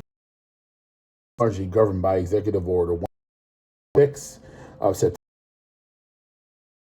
Regulatory planning as amended. This memorandum principles set forth in Executive Order 135, January 18, 2011, and regulation and regulatory review, which the regulatory review process can help to advance the lives of the American nation today. Various challenges, global major economic downturn, systematic and the undeniable climate change. Policy of my administration, power of the federal government, these and other changes.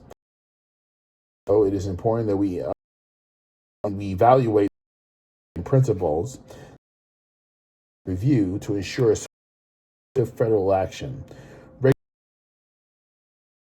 Are vital national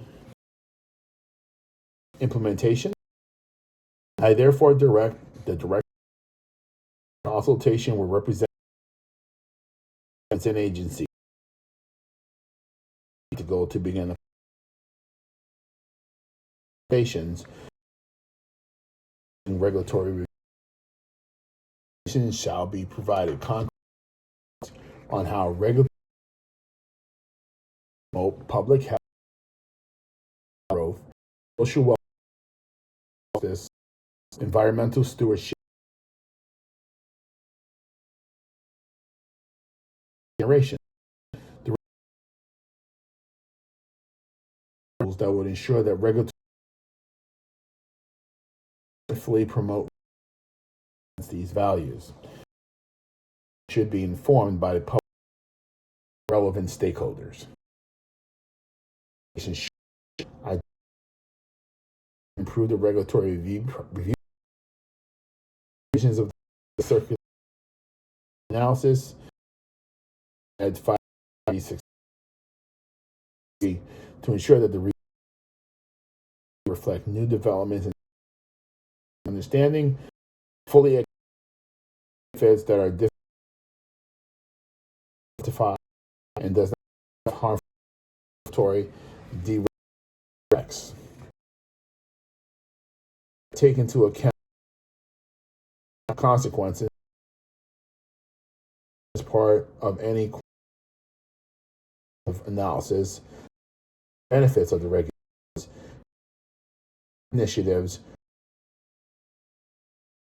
appropriately burn in disadvantaged marginalized communities. Or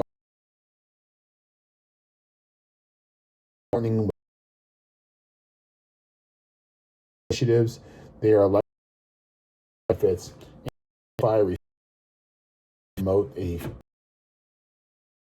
inclusiveness process, respect to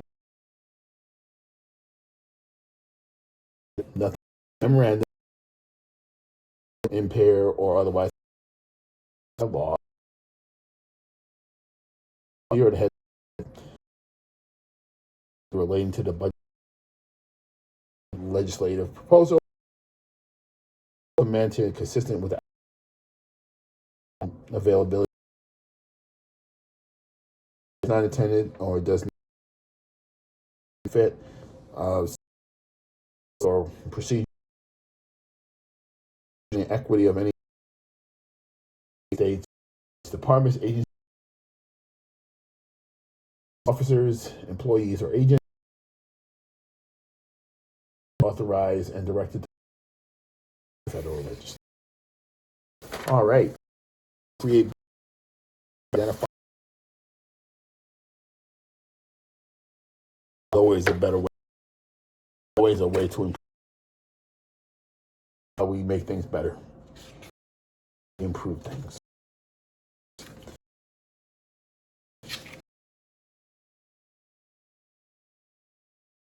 Oh, this is a fun one.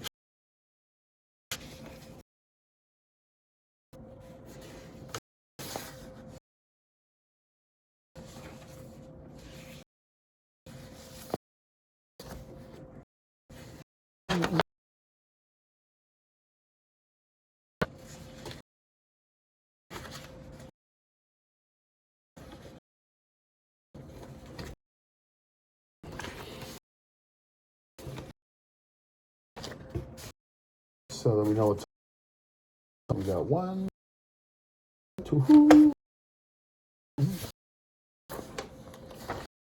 5. So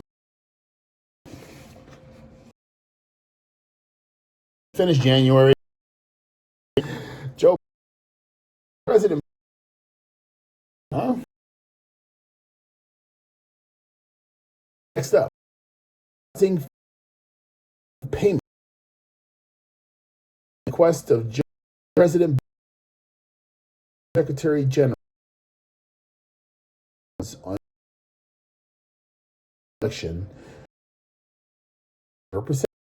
Too many Americans have said they should not choose between paying their student food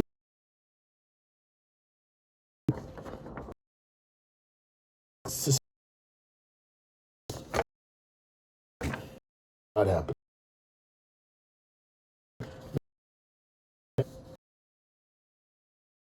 Serving an action for rivals. Generally,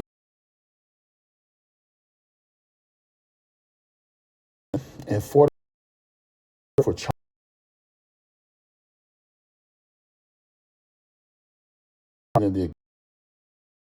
and the laws of the ordered as follows. 12. Biden permitted Homeland Security outlining how prosecutorial direction security should enforce liberation this for childhood arrivals, removal of certain the United States law military regulations permit eligible background and to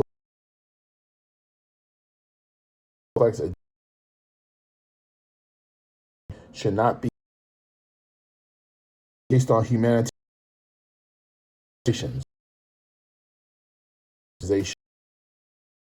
and their family and economy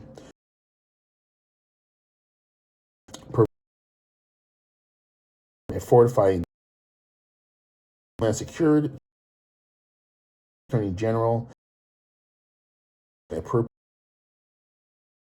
preserve general shall be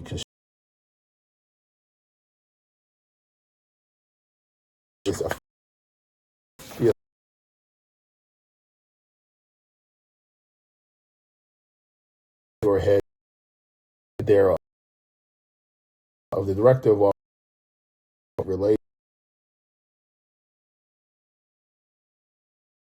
not be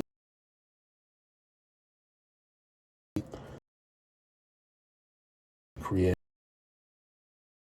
procedure in the United States agencies. It's another Secretary of Homeland Security, the public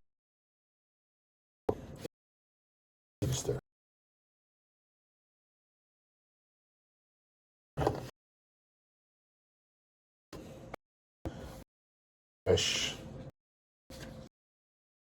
By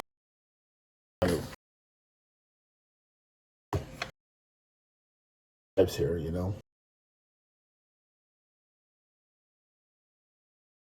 even reported.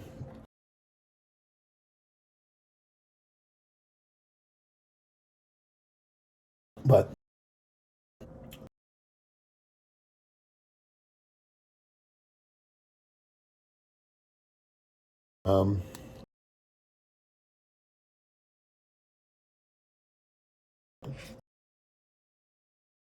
yeah.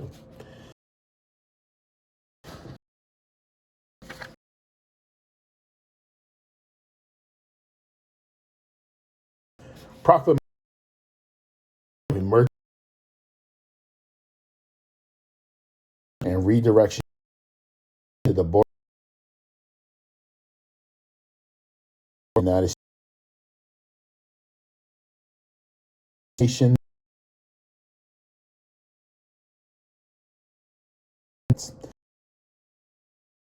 The entire southern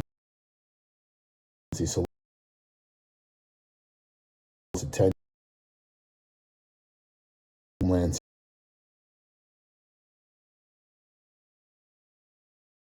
event operates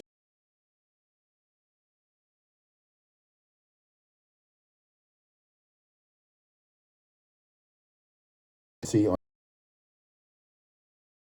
4/2019 the concerning the administration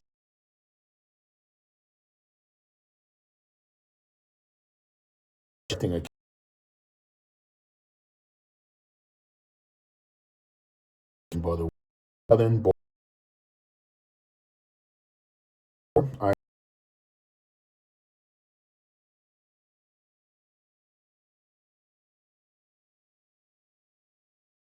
to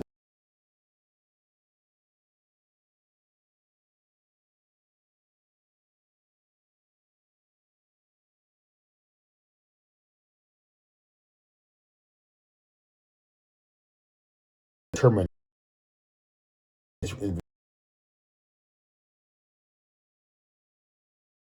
instruct whether to pause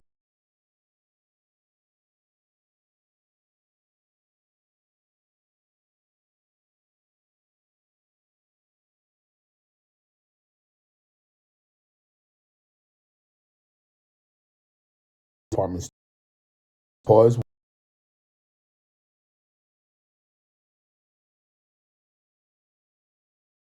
but in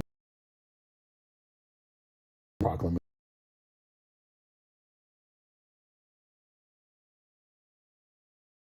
methods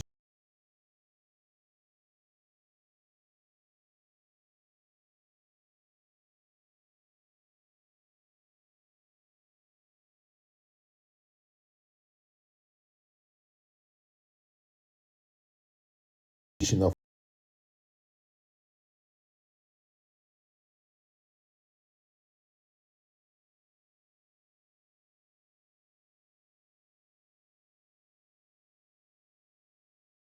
instruction for the February directly funds forfeiture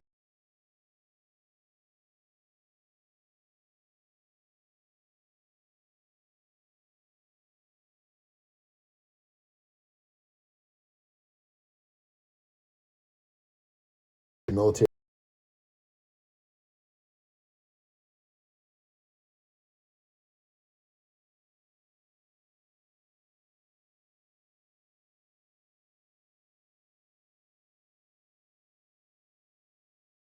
director for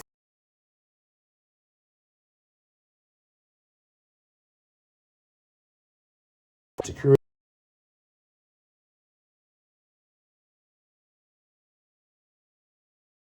and where sure that plan and coordination of all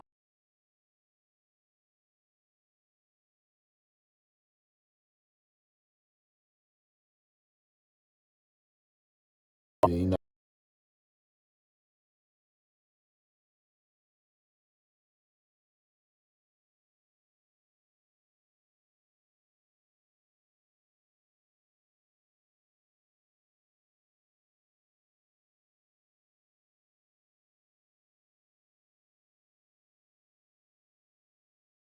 construction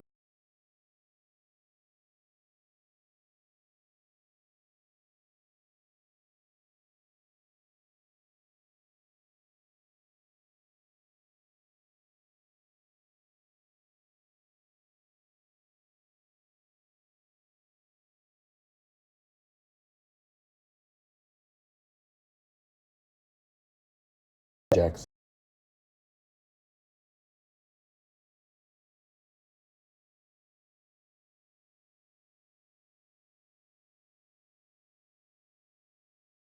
immigration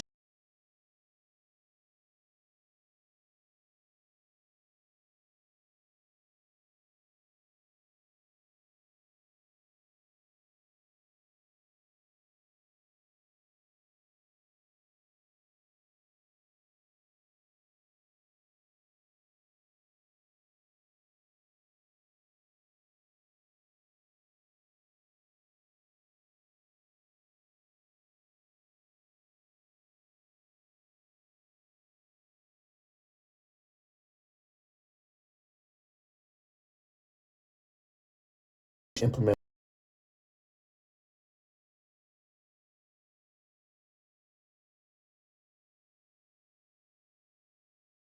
right or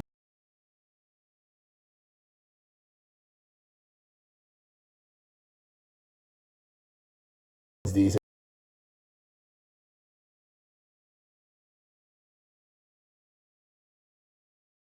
United